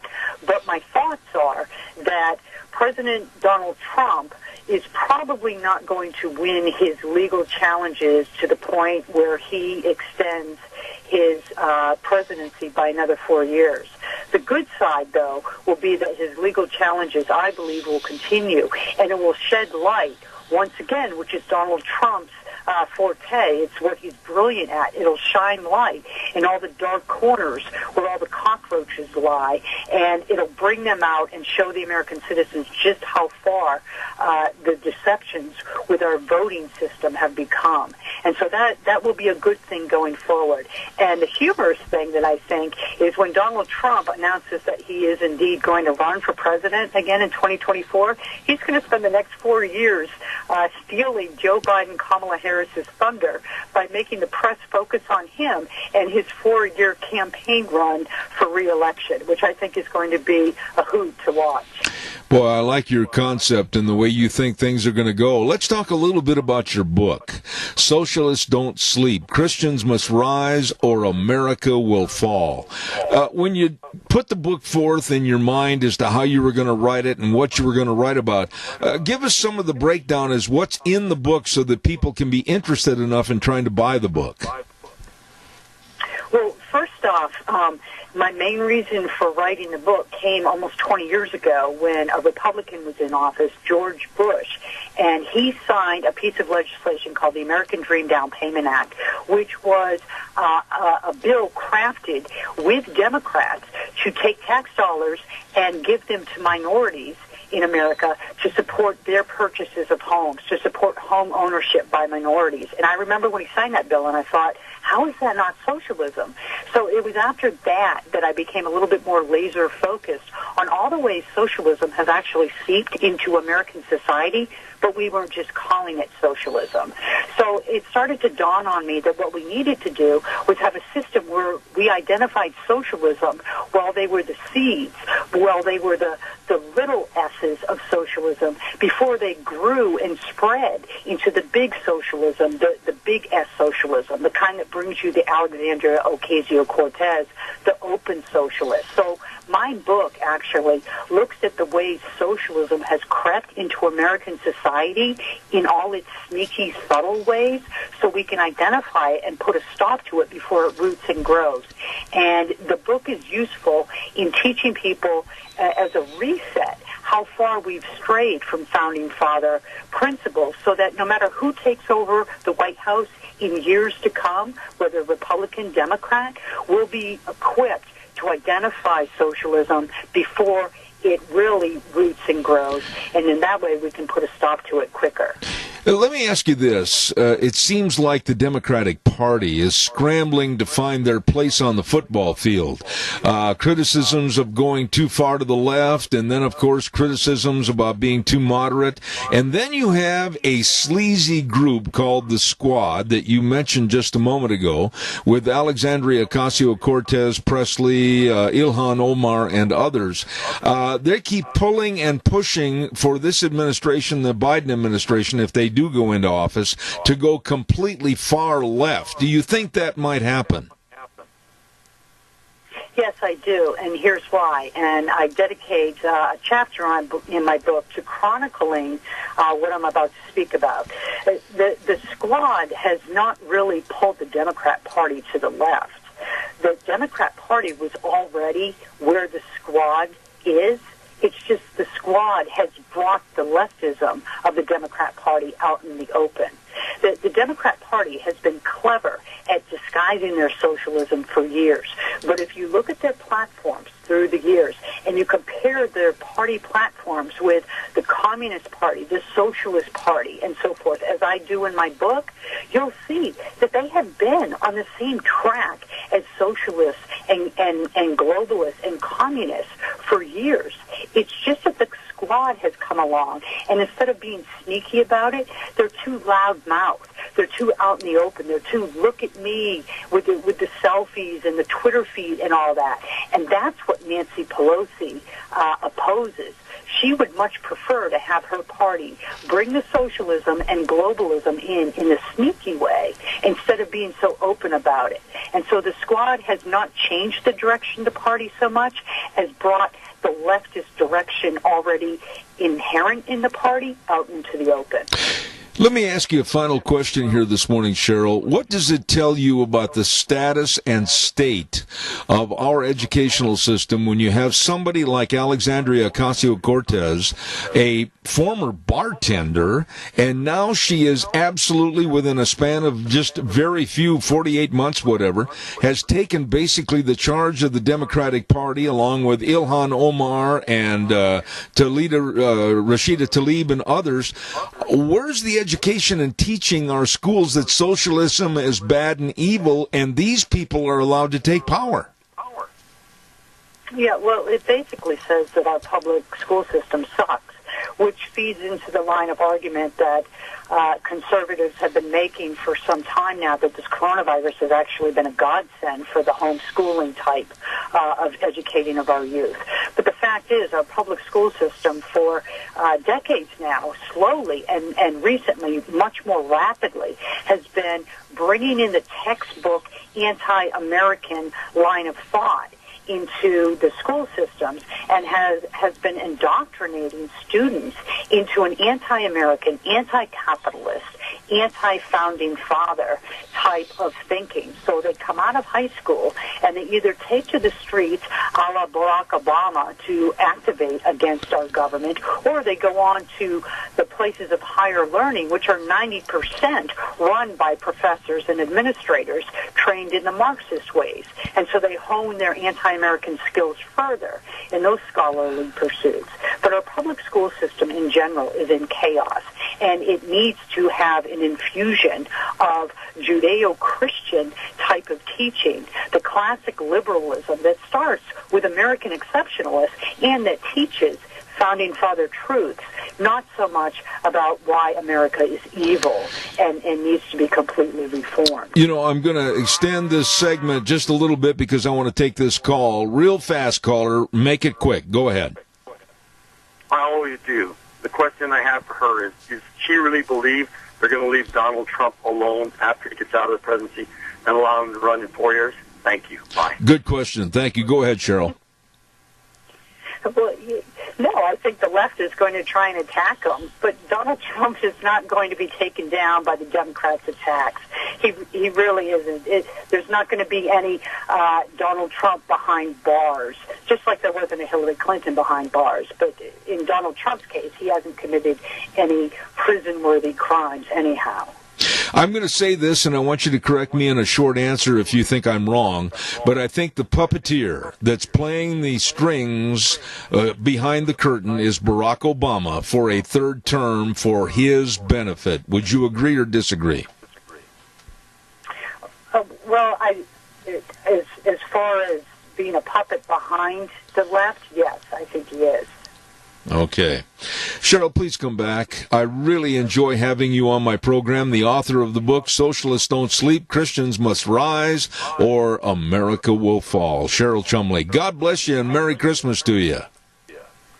Hey, Merry Christmas. God bless. Thank you very, very much. Nice lady, and I've got to get that book, Socialists Don't Sleep. Sheryl Chumley, the author. Thank you. Right now, I want to tell you about a great place to go eat. Oh, yeah. I bit my tongue. Edith's Cafe. That hurt, too. And they're located at 144 East Highway 81 in Burley, right across from the golf course. And I'll tell you what, they're open Tuesday through Thursday, 11 to 8, Fridays and Saturdays, 11 to 9. And I'm telling you, oh, yeah, from sandwiches all the way to steaks, it's phenomenal. And they do catering, and you can call in, and you can go pick up your order. All you have to do is give them a jingle at 878-2248. These are really nice people serving really delicious food at Edith's Cafe, 144 East Highway 81 in Burley. You stop over and enjoy their great food today.